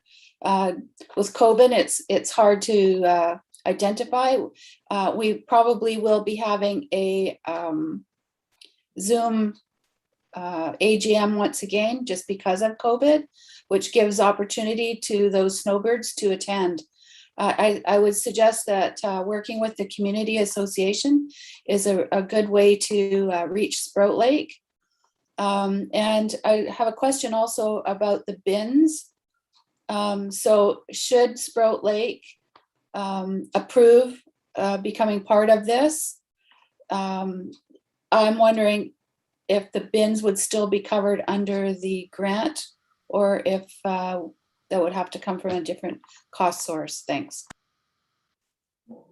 Through the chair. Yep. Thank you so much for the update on specific information, and we'll probably be reaching out to the directors in the electoral areas to help us with the specifics on engagement and how we can best communicate with the different electoral areas. With the bins, we right now have phase 3 bin costs earmarked as part of the funding. We have Plan B if phase 3 does not include electoral area curbside collection, then we will reallocate those funds. We will definitely spend it, especially with phase 2, with doing a lot of the upgrades and building the facility. We can spend that money, but that was part of our original application, was to cover the cost of the bins under the funding. So that is the primary focus, but we do have the ability to spend the money elsewhere if it doesn't proceed. Great, thank you. Next up, I have Dr. Steer. Great, thank you. Yeah, I was just going to extend my thanks to Jenny, and that there is great excitement on the West Coast. We look forward to hearing the update coming in the West Coast Committee. And I don't mind taking my turn to move the motion if there was no other comment. That the ACRD Board of Directors approve extension of the Organics Diversion Coordinator position to March 31st, 2024. Thank you. Do we have a seconder? Thank you, Director Cole. Oh, everybody moved. Okay, Dr. Cole. Okay, any further comments? Seeing none, all those in favor? All opposed? Okay, motion carried. Okay, that brings us to the Alberni Valley landfill renaming. Jenny, please go ahead. Or Paula? I don't know. Sorry, go ahead. Thank you, Chair. It's one of us. It's all good. So thank you to the folks here. As just a brief overview here, but we're bringing back to the table the recommendation to do the functional renaming of the Alberni Valley landfill as the Alberni Valley Waste Management Center. If folks will recall, we brought this forward first at August 25th board meeting of just a little while ago here. And a decision was made to refer this to a later board meeting to ensure that we had, a decent amount of consultation with the Sishat and the Hupetchesett First Nations. They were contacted, both groups, on September 13th, 2021. We provided formal letters explaining the what and why and all that sort of thing. We looked for questions on any concerns or comments they had with the proposed renaming of the site, and also if they would like us to engage with them at a future time on the possibility of changing the location name as a separate piece there. We did ask for response back for October 11th. We didn't get anything in writing from either of the First Nations. We did verbally follow up with the Seashot First Nations during the October 15th working group meeting, where they confirmed that they did not have any concerns and voiced their support for the functional renaming of the site as AV Waste Management Center. And as a takeaway, we've had no further concerns or comments from Hupetchisset as well. So we're bringing this recommendation back for your consideration. Great, thank you, Pamela. Dr. McNabb, please go ahead.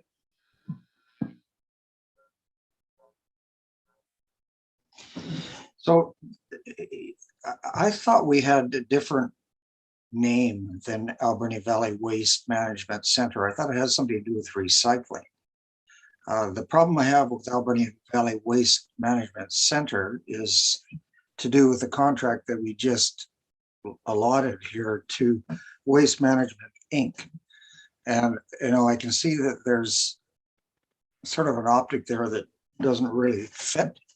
You know, I'd be calling the landfill Waste Management Center. It kind of it doesn't look right or feel right to me. I know I've named a whole bunch of boats, and this kind of thing kind of comes up where you really got to watch what you call it. And I originally thought we had recycling in that waste part of it. And I'm much happier with recycling transfer center or recycling management center or something, but maybe staff can kind of jump in with that. Thank you, Director. Oh, and I see Jenny popped up. Go ahead, Jenny. I should get Paulo off the hook on this one because this was sort of my silly starting point. To be honest, I hear you. We talked about 20 different names: Waste Excellence Center, Recycling and Compost Center, so many things. It is, and we've argued them back, forth, sideways, up, down, and everywhere. To be honest, Waste Management Center is pretty boring. It's kind of a standard name that is used in other areas. We have the Comox Valley Waste Management Center, and it's hard because it's hard to come up with a name that is at least lets you know where you're going and what you're doing, and tries to explain what it's not an easy one. And I don't know if it's the best name, but we have moved forward from landfill because we're not just landfilling, and waste management was in. The hope was that it wasn't just recycling or composting or reusing. It really what says that we manage waste. I apologize for the name. It is the best of the worst of the options. We can reconsider another name and looking at it. We didn't bring this to the board for discussion, and we did not go out to the public for a contest. So we really did this as sort of an intellectual exercise of what are the names that are available and what was sort of the best of the worst. So I think I'm going to, Director McNabb, please go ahead. So, you know, I think that would really be a really good opportunity to engage, particularly the school level citizens of our area in a naming contest. I mean, Echo Center that's how Echo Center got named, and you know, a great name that stuck with it, and basically, you know, everybody knows where it is. I mean, not that they're not going to know where Waste Management Center is, but it's just that I think we could do better with maybe somebody that was stepping back and looking at it from the outside in instead of the inside out. So I'd like to see us do that. I mean, that kind of was part of the idea of referring it to First Nations to see if perhaps they had a name that would be, kind of suitable to what we're doing, but they really didn't have an interest in participating in that. But I can see that with the climate that currently exists in education and government, that putting this to school students to come up with a name for tomorrow might be a good opportunity. Thank you. Director Roberts, please go ahead. Yes, thanks for that. Yeah, I understand. When I look at waste management, I think of Waste Management, Inc., which is a multinational corporation. A waste control center might be more appropriate, but I agree with Director McNabb that perhaps going out to the kidlets they might come up with something. So anyway, waste control is my comment. Thank you. Okay, I'm going to make a suggestion to the board that perhaps we provide that the Alberni Valley and Banfield Committee perhaps preside over this process. And then when there's enough submissions put through, we'll still need the checklist Hupatchis said shot. But I think if this is the route we want to go, then that's something that we can do. Oh, sorry, Dr. Cote, did you put your hand down or up? I did. You just mentioned because we already had approval from Keshad and Hupatchis, going back to the renaming is we'd have to bring it back to them again. Yeah, in my opinion. Yeah, it is a bit awkward, but we can, if it's going to be an opened up process that is, whimsical, then I think that's something that we definitely can take the time to do. That being said, WMC, as long as we just add the C at the end when we're talking about the branding of our facility, then I think it'll be clear in people's mind that we're not talking about the company. We're not sponsoring the Pacers arena in the NBA or anything like that, so it should be okay.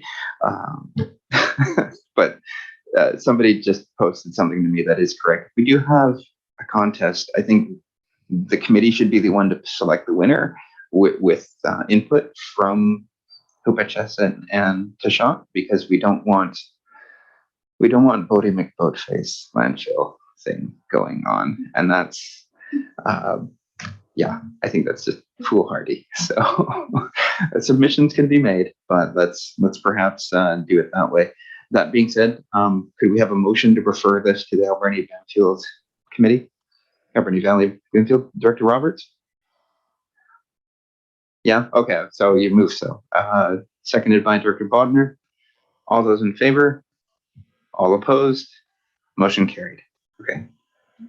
All right, with that in mind, thank you very much. And what I'm going to do now is call a 10-minute bio break for everyone. So we'll be back at 3:26. And thank you. We'll go into planning matters. Just quickly, Chair Jack, I won't be able to return after the 10-minute interval, so I'll have to excuse myself at this point. I'm on shift right now and I'm just being called. Okay. All right. Thank you. Good to see you. Thank you. Bye-bye.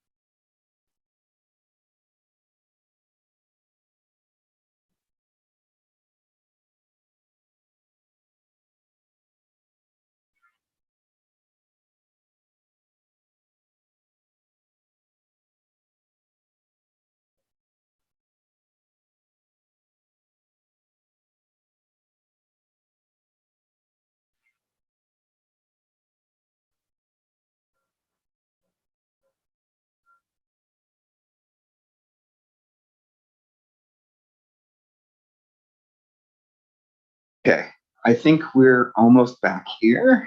It is 3:26 on the button. And let's check to see if everyone is back. 1, 2, 3, 4, 5, 6, 7. Oh, yes. Okay. So that is technically enough. And is there? Okay. All right. Thank you, everyone. We'll just get back to 9.1. 9.1A is a Sprout Lake rezoning application. So is this something that Alex or you'll take it? I'll do it. Okay. Thank you, Mike. Please go ahead. Yeah, so the applicant is applying to rezone a portion of this property, which is Sprout Lake Landing, to tourist commercial C6. So this zone allows for hotel and motel uses to allow for 15 to 20 rental cottages on site, with the intention that the cottages in the future, they may do a strata subdivision and allow individual ownership. The cottages could be used for people to occupy on a regular basis, but they also could be rented out on a nightly, weekly, etc. basis. On this property, there are 2 development permit areas, one for riparian area protection within 15 meters of the lake and the stream that goes by, as well as a form and character development permit. So at the time of construction, the applicants would need to apply for a form and character development permit, and that development permit would actually come back to the board as part under our current procedures. I've had some discussions earlier in the day with Director Cote, and she was wanting to talk and consider some additions to the proposed covenant that staff have suggested regarding additional green space and ensuring that this development has access to the current Sprout Lake Landing property. The idea being that the users, owners, renters wouldn't be spilling into the residential neighborhood around there when they want to access the lake. And I would just like to note too that this provides for a range of housing and rental options around Sprout Lake, which there is a high demand for. And I'm happy to answer any questions. Thank you. Any comments or questions? Seeing none, Director Cote, please go ahead. Thank you. Yes, through a conversation earlier today with Mr. Erg regarding the concerns that I heard from the community regarding green space and providing lake access on the existing Sprout Lake Landing property so that they will be able to get in there and enjoy lakefront with with the number of between 15 and 20 units. That's quite an increase to a residential area that has not really seen a lot. The Sprout Lake Landing itself is quite a unique little offering, which is sort of exclusive in its offerings, with having to be a member to be able to access the restaurant drink waters. The cafe is open to everyone, which is great for the community. They have blocked off, so it's their parking lot is for those exclusive members only. So I just want to make sure that there will be access for these new developed units. I did have one question also around the clarification on the size of the property. So it says 4.3 acre portion of the property. So I just want to make sure that that is the size where the units will go, because the upper portion of that property that is being identified has a section of it that is not part of the rezoning. So I just want to make that make sure that it is 4.3. That is the area that is being rezoned, and I think that covers everything. This is a needed type of housing that is needed at Sprout Lake. We do need rental properties for people to enjoy, recreate. Thanks. Thank you, Director Cote. I'm wondering if you wanted to start on the motions. There's, I think, 5 or 4 or 5 of them. Please go ahead. You're Okay, back. at this time, I will make a motion that the bylaw P1436 Sprout Lake Official Community Plan Amendment be read a first time. Thank you. Do we have a seconder? Thank you, Director McNabb. Any comments? Seeing none. All those in favor? All opposed? Okay, motion carried. I would move that bylaw P1437 Regional District of Alberni Clayoquot Zoning Atlas Amendment bylaw be read a first time. Thank you. Thank you, Director McNabb. Seconded. Any further comment? Seeing none. All those in favor? All opposed? Okay, motion carried. I'll move that the public hearing for bylaws P1436 and P1437 be delegated to the director for electoral area D, the alternate director, or the chairperson of the regional district. Thank you. Do we have a seconder? Thank you, Director Bodner. And Mike, did you have a comment? Okay. Okay, all those in favor? All opposed? Okay, motion carried. Mike, you had a comment? Yeah, so if I could, Mr. Chair, just and just from the discussions with Director Cote, I just provide some changes to under A, and all the conditions can be dealt with in one motion. But for A, staff, the recommended motion would be changed to the applicant agreeing to a restrictive covenant registered to the property, limiting the number of cottages to a maximum of 20 units and restricting the floor area of each cottage to 1,200 square feet of habitable space, excluding carports and garages. And then would add that the covenant include adequate green space on the area being rezoned, and that the proposed cottage development that access to Sprout Lake will be through the existing waterfront access through of Sprout Lake Landing on this property. Thank you. Thank you. So I make that motion. Okay, so there's one motion that includes the restricted covenant where we're including adequate green space, and that the access is also restricted to what already exists. And then the second part is the confirmation of a registered on-site wastewater practitioner. Property is capable of accommodating on-site sewage disposal for additional 20 units. Referral to Island Health to confirm operational requirements for a private water system to service the cottage development. Referral to the Sprout Lake Fire Department to confirm that adequate fire protection can be provided to the cottage development. And finally, meeting technical referral agency requirements. So all of those, Dr. Cote? Yes, thank you. All right. Do we have a seconder, please? Thank you, Director McNabb. Any further comments? Okay, seeing none, all those in favor? Motion carried. Thank you. Okay, that brings us to item B, which is a Beaver Creek variance permit application.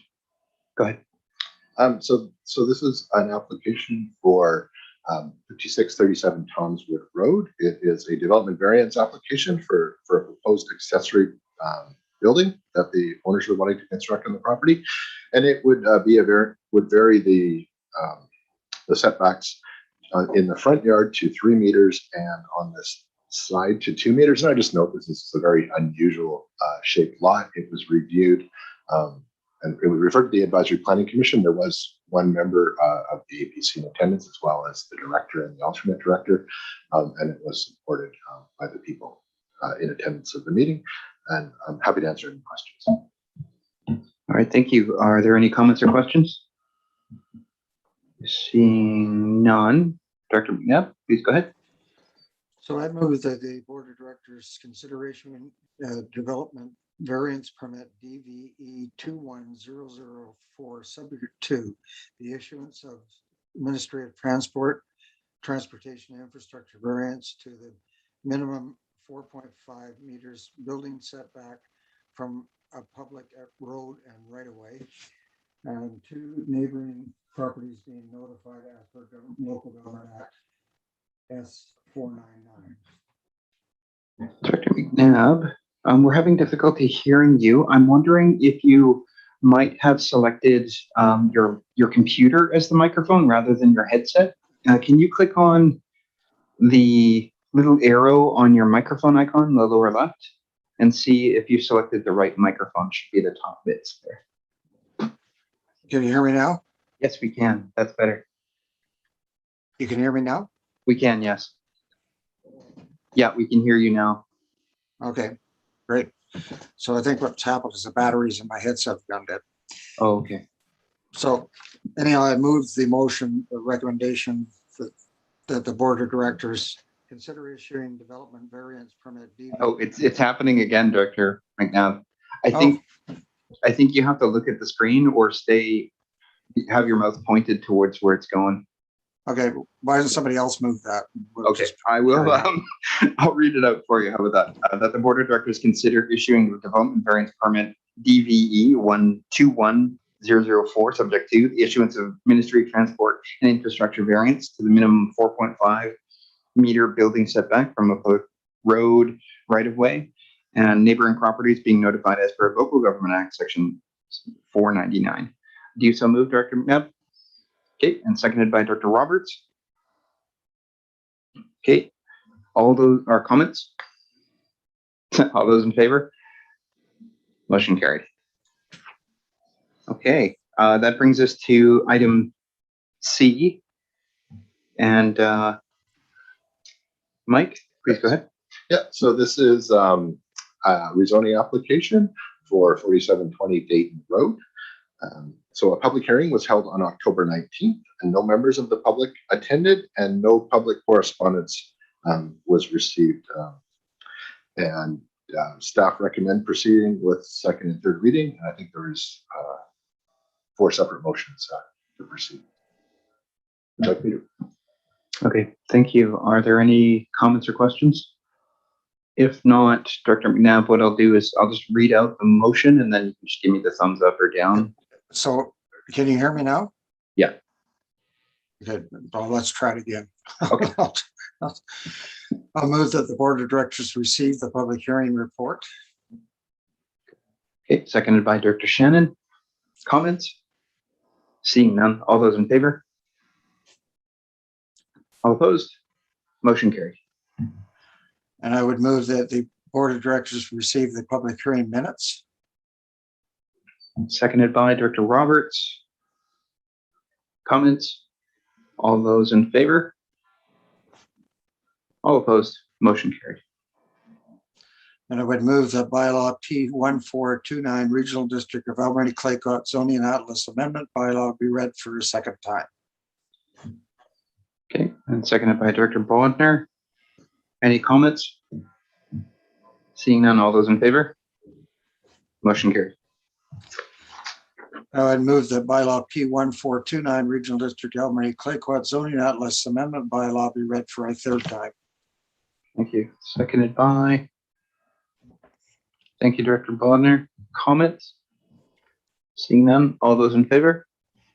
All opposed? Okay, motion carried. Alrighty, that brings us to item D. Mike, go ahead. So this is another rezoning application in Beaver Creek. And so this is for 5657 Chapman Road. This is a 1 hectare parcel, and the applicants are applying to rezone to RA2. So 1 hectare or is 2.5 hectares to allow for a 2-lot subdivision. I would note under the proposed zoning, a 2-lot subdivision is the highest density that they could get. Again, 1 member of the APC was present and supported the application along with the alternate director, and Director McNabb was also in attendance. And I think a fairly straightforward application, and I'm happy to answer any questions. Thank you. Any comments or questions? Okay, Director McNabb. So I'd move that bylaw P1438 Regional District of Alberni Claycott Zoning Atlas Amendment bylaw be read for the first time. And do we have a second? Thank you, Director Cote. Any comments? Seeing none? All those in favor? Motion carried. I move that the public hearing for bylaw P1438 be delegated Director of Electoral Area E or alternate director or the chairperson of the regional district. And that the board of directors confirm the adoption of bylaw P1438 is subject to confirmation of registered wastewater practitioner that the property is capable of accommodating on-site sewer disposal to a minimum of 1 acre size and meeting technical referral agency requirements. Thanks. I think they have to be separate motions, but since you read them out, go right to that. Oh, okay. Afterwards. Okay, so for the second motion, do we have a seconder? I think it was Dr. Cote or Shannon. Okay, any comments? Seeing none, all those in favor? All opposed? Motion carried. Okay, and then the third motion that was read out already, do we have a seconder? Thank you, Director Cote. Okay, comments? Seeing none, all those in favor? Motion carried. Okay, that brings us to item 10. Did we miss anything? Planning? No? Okay. All right, 10.1 staff reports. Would anyone like to pull anything out? Including staff? No? Okay. Dr. Cote, go ahead. Thank you. I'm just wondering why there's Cherry Creek public hearing on the 1st and the 2nd. I can answer that if you like. So there are two separate applications. And because we're doing these over Zoom, it's easier and clearer for the public and everyone involved to do them on separate days, separate public hearings. Okay, thank you. And Dr. Beckett? Thank you. Just a very, very minor typo in the monthly agreement and grant delegation report. The last one, grantor funding term April 1st, 2021. So, Bob, you went silent all of a sudden. I think there's something. How's that? Can you hear me now? Yeah. Yeah. Just on the monthly agreement and grant delegation report, the bottom paragraph, grantor project purpose funding term, April 1st, I assume it's supposed to be 2022. Just a typo, I think. They're just checking now. We will clarify what the funding term was for that. I believe the funding term's already started, but April 1st doesn't make sense either. So we'll send an email out regarding that item. Perfect, thank you. Okay, you get the bonus prize. That was not expected at that point. Okay. I didn't want Director Cote to beat me on that one. Well, there's one more typo in the spelled name somewhere. Dr. Cote, would you like to move to receive? I would. Thank you. Do you have a second there? Thank you, Director Bodnar. Okay, all those in favor? All opposed? Motion carried. Okay, we don't have any committee reports. That brings us to member reports. First up, we have 911 Corporation, Director McNabb. Meeting is on Friday. Nice and easy. Okay, Library, Director Cote. Meeting is Friday. Oh, wow. Chamber of Commerce, Dr. Minions. No report. Thanks. All right. Air Quality Council, Director Bodnar. Report is next week. Okay, thank you. Director Steer is not here. Can anyone speak to West Coast Aquatic? No? Okay. Next up, AVICC, Director Cote. No report at this time.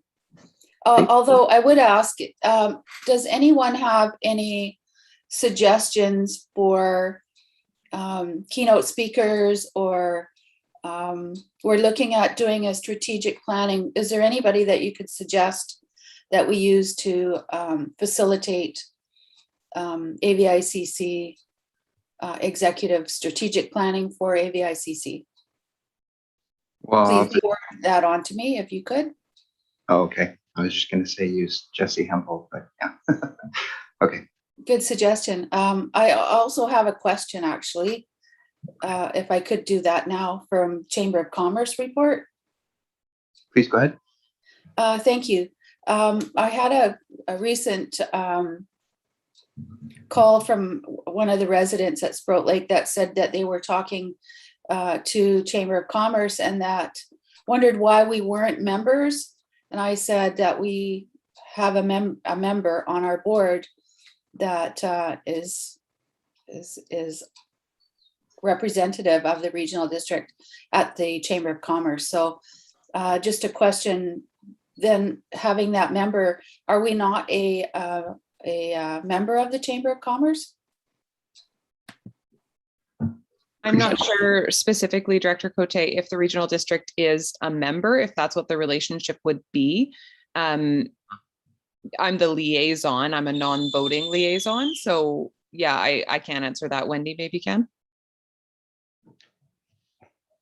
Yeah, I seem to remember. Oh, Yeah, I'm Go not ahead, too Wendy. sure. We'd have to check into that and report back at the when, next meeting. when Huawei looked into it, we decided that our ACDEV wing as a corporation would buy into membership rather than the nation itself. Although sometimes councillors will just sit in because they can. Yeah, that's a good question. We'll make sure to have an answer for you at the next meeting. Thank you. And Bob, did you have your hand up? Oh, okay. Well, it's up electronically anyway. Next up is Beaver Creek Water Advisory Committee. We haven't connected for a while. Okay. And West Island Woodlands Advisory Group. Director McNabb, I think you attended the last one. Yes, that's a while ago. Yeah. I think we actually spoke since then, but because the last one was with regards to the audit and the success ratio of the audit. So it basically is pretty tough to report to. It's like 60 pages of did we do this and did we do that. So the audit was basically pretty positive, except for I think there were 3 areas that they had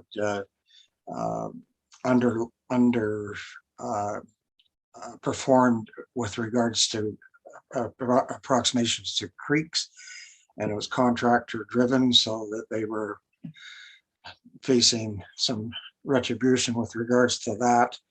And the amount of logging that they did was substantially under what their threshold was, and so we're still waiting to see what the outcome of that will be, because the government has the opportunity to withdraw that area from their allocation and give it to somebody else that commits to logging it. So we won't know that till the next meeting, which is on the 18th. Yeah. I seem to remember Huawei was going after that undercut, so that makes it a bit awkward, but not that bad. That's the way to go from 51% to 65%. Fiber's king here. Okay, that brings us to Agriculture Development Committee, Dr. Shannon. Thank you. We had a meeting yesterday, so I'm going to give my report, and then I'm going to ask if Director Cote can report to the board about the Doc Plus grand opening, because she was able to attend, if Director Cote doesn't mind. Thank you. I was not able to go. So we had a meeting yesterday, and we just, Kate Smith from the Port Authority gave us an update from her perspective on the Doc Plus opening. They felt it went really well. From what I had read in the newspapers, and I'm sure Director Cote is going to expand on this, I was a little bit disappointed, I guess, with the lack of recognition for the regional district agriculture support workers and all the volunteers and committees. Beyond that, we talked about how the systems change grant is well underway. Heather Shove's working on that one. Currently, there's online grant working grant writing workshops that is free to producers that want to take them. New business, we talked about poultry processing, and Shelter Farm might be trying to be looking for grants to try and get some poultry processing back in the valley. They're just in the early stages of looking at that because we currently don't have any poultry processing at the moment. We touched on the evacuation route plan, kind of touching on the hobby farm, what we just voted on earlier in the agenda regarding the location of the fall fair for a spot to go. Exciting is we have our first Council for Agriculture water supply meeting tomorrow. That's been in the works for a couple of years now to get that kind of committee together. So tomorrow morning we're having that one. And our next and final meeting for 2021 will be at the end of November. So I would love to pass it on to Director Cote unless anybody has any questions. None, Director Cote. Thank you. Yes, I did attend the dock opening, and what a wonderful facility, an opportunity for the community, working with First Nations, food processing of many kinds. It was very well attended. Minister Popoff and MP,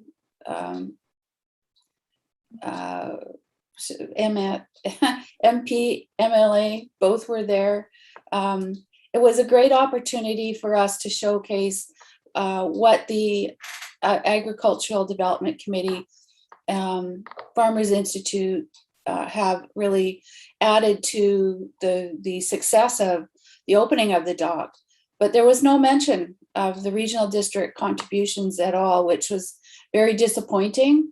Chair Jack was there, but he was representing Ice-T at this opening, so was not there in regard to representing the regional district.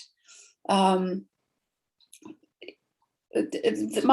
concern was that the ACRD contributions were not mentioned, and we're the ones that are going to the Minister of Agriculture at UBCM annually, asking for assistance with different opportunities and challenges that we face. So being able to be recognized with a success like the dock is important, and we missed it. So just a side, disappointment to the organizers for overlooking that. So I do know that I've talked with staff, and there is a mention of it going to be coming out in our Around the Region newsletter. But in my opinion, I don't think that's enough. And I'll just leave it at that. Thanks for my rant. Thank you, Director Cote. Any further comments? Director Shannon, go ahead. Thank you. I just wanted to add to that. I think, because I know that Heather Shobe had said she was going to do a write-up, and I believe that was going to be in the local paper as well, because I had also echoed some concerns to staff.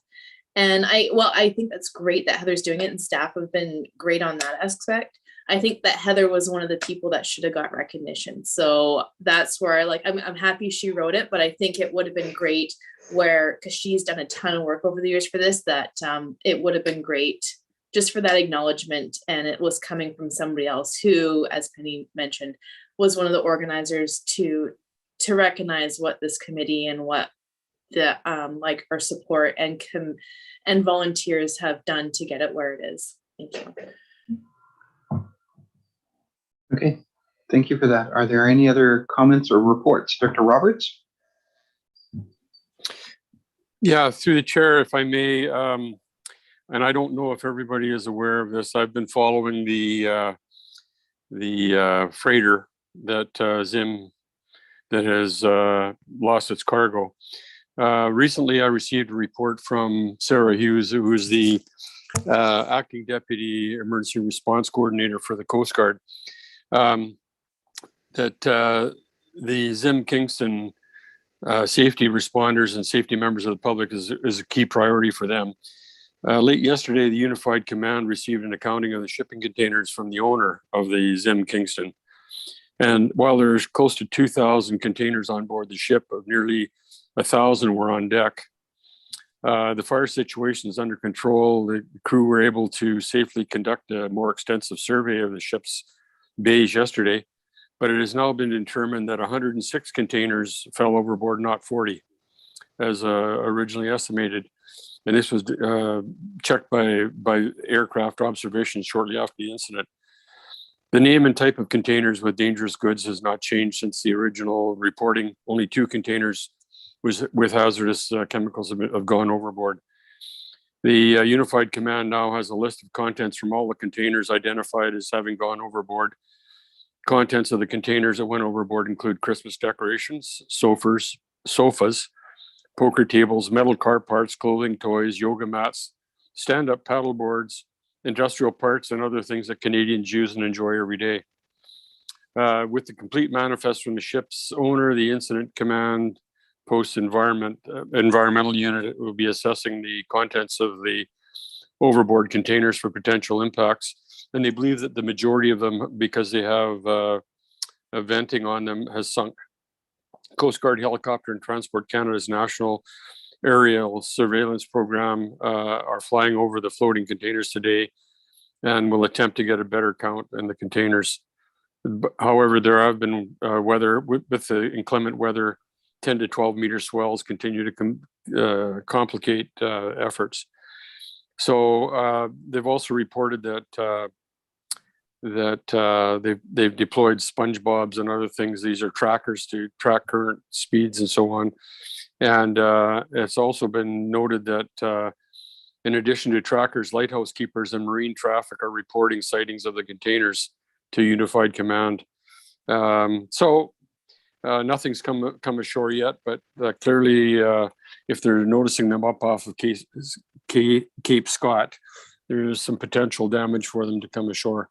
So if you see any Christmas decorations floating around anywhere on the West Coast, let them know. Thanks. Cheers. Indeed. I think this is something that may require some attention equal to the debris committee or group that worked together when this Japanese earthquake and tsunami occurred. I know that there wasn't, I know that was quite a while ago, but I do think that some sort of organized approach locally is likely to be more effective than waiting for DFO to do anything about it or the Coast Guard. So I don't know how to start that ball rolling particularly, but maybe if we could put that on the agenda for the board to discuss at our next meeting, or after the next West Coast Committee meeting, then that might be the best route. So we'll leave it to the chair of the West Coast Committee, and then we'll see where it goes from there. Dr. Bodnar. Just a quick question through the chair to Director Roberts. Have they found out what actually caused the fire? It was, what are they called? Alkali metals. So it's magnesium and then amyl xanthate, I think. It's stuff that reacts with the air or with water violently, which meant it was difficult for anyone to fight the fire because water actually made the fire worse. So it's becoming, or it has been, a common practice to put those kind of chemicals in containers nowadays rather than bulk shipment or specialized shipment because it's expensive or bad. I think we're going to have a sea change in regards to how those types of things are transported nowadays, especially given how I know Monolith and many of the rights holders on the ocean are going to be responding to this particular item. I think it's been a long time coming, but that's going to have an impact on how things are transported. Thank you. Dr. Cote, please go ahead. Thank you. I've been following the shipment dump that came off, the containers that came off the ship. And there was a report on the NewsHour that surf riders have been engaged I guess, and watching what's happening. And I know that they've done a lot of cleanup, and they've presented that the work that they've done in the past, and I'm sure that they'll be on this. I wouldn't doubt if we get a call from them asking for assistance. Thanks. I think it'll be in the interest of the regional district to join in on any common causes that may be coming in regards to sending letters and lobbying the Department of Fisheries and Oceans. I would also suggest that we wait for the rights holders to put forward their items so that we can join into those as well. So Monos, Takwiha, whatever they're calling themselves something different now, but I can't remember what. Director Cote, please go ahead. Thank you. In the past, we had support, I believe, from the federal government regarding tipping fees from the Japanese earthquake debris that came over. And I'm wondering if we could apply for that again, if there's a lot of debris that comes up. Thanks. Yeah, I think that's something that needs to be monitored, but hopefully because we have had the agreement in the past, we'll be able to do something like that similar as well. Dr. Roberts and then Dr. Bodner. Just in addition to that, in Canada, as you're aware, any of the polluters, anything that's polluted in the ocean, they have to comply with cleanup activities as required. And to the satisfaction of the Canadian government, the motor vessel Zim Kingston's owner is cooperating and working with salvage contractor to develop a plan to locate and retrieve the containers in cooperation with Unified Command. And that means that if there are costs associated with cleanup, whether it's on land or on the beaches, wherever it happens to be, that they will be paying for that. That's my understanding. I think that's an important point, and that if any groups want to be involved in beach cleanup or coastal cleanup, then they might want to talk to the owners at that point, just to set up agreements that way. I forget who is next. Director Bodner, please go ahead. Thank you. To Director Beckett, this is your opportunity for Bamfield to be all lit up for Christmas. I'm still struggling with Director Roberts telling me they threw SpongeBob in overboard. That's terrible. All righty. With that, could we have a motion to receive the member reports, please? Thank you, Dr. McNabb, seconded by Dr. Roberts. Any further final comments? Seeing none. All those in favor? And motion carried. All righty. So we don't have any unfinished business nor late business. Do we have any questions at the responses email address? No, Mr. Chair, we do not. All right. Thank you. So that brings us then to going in camera, and I'll read out and move the motion to go in camera. So this is a motion to close the meeting to the public as per the community charter under sections 91F, law enforcement, if the board considers that disclosure could reasonably be expected to harm the conduct of an investigation under or enforcement of an enactment. I will move. Do we have a seconder? Thank you, Director Shannon. All those in favor? All opposed? Okay, motion carried. All right, we'll just wait a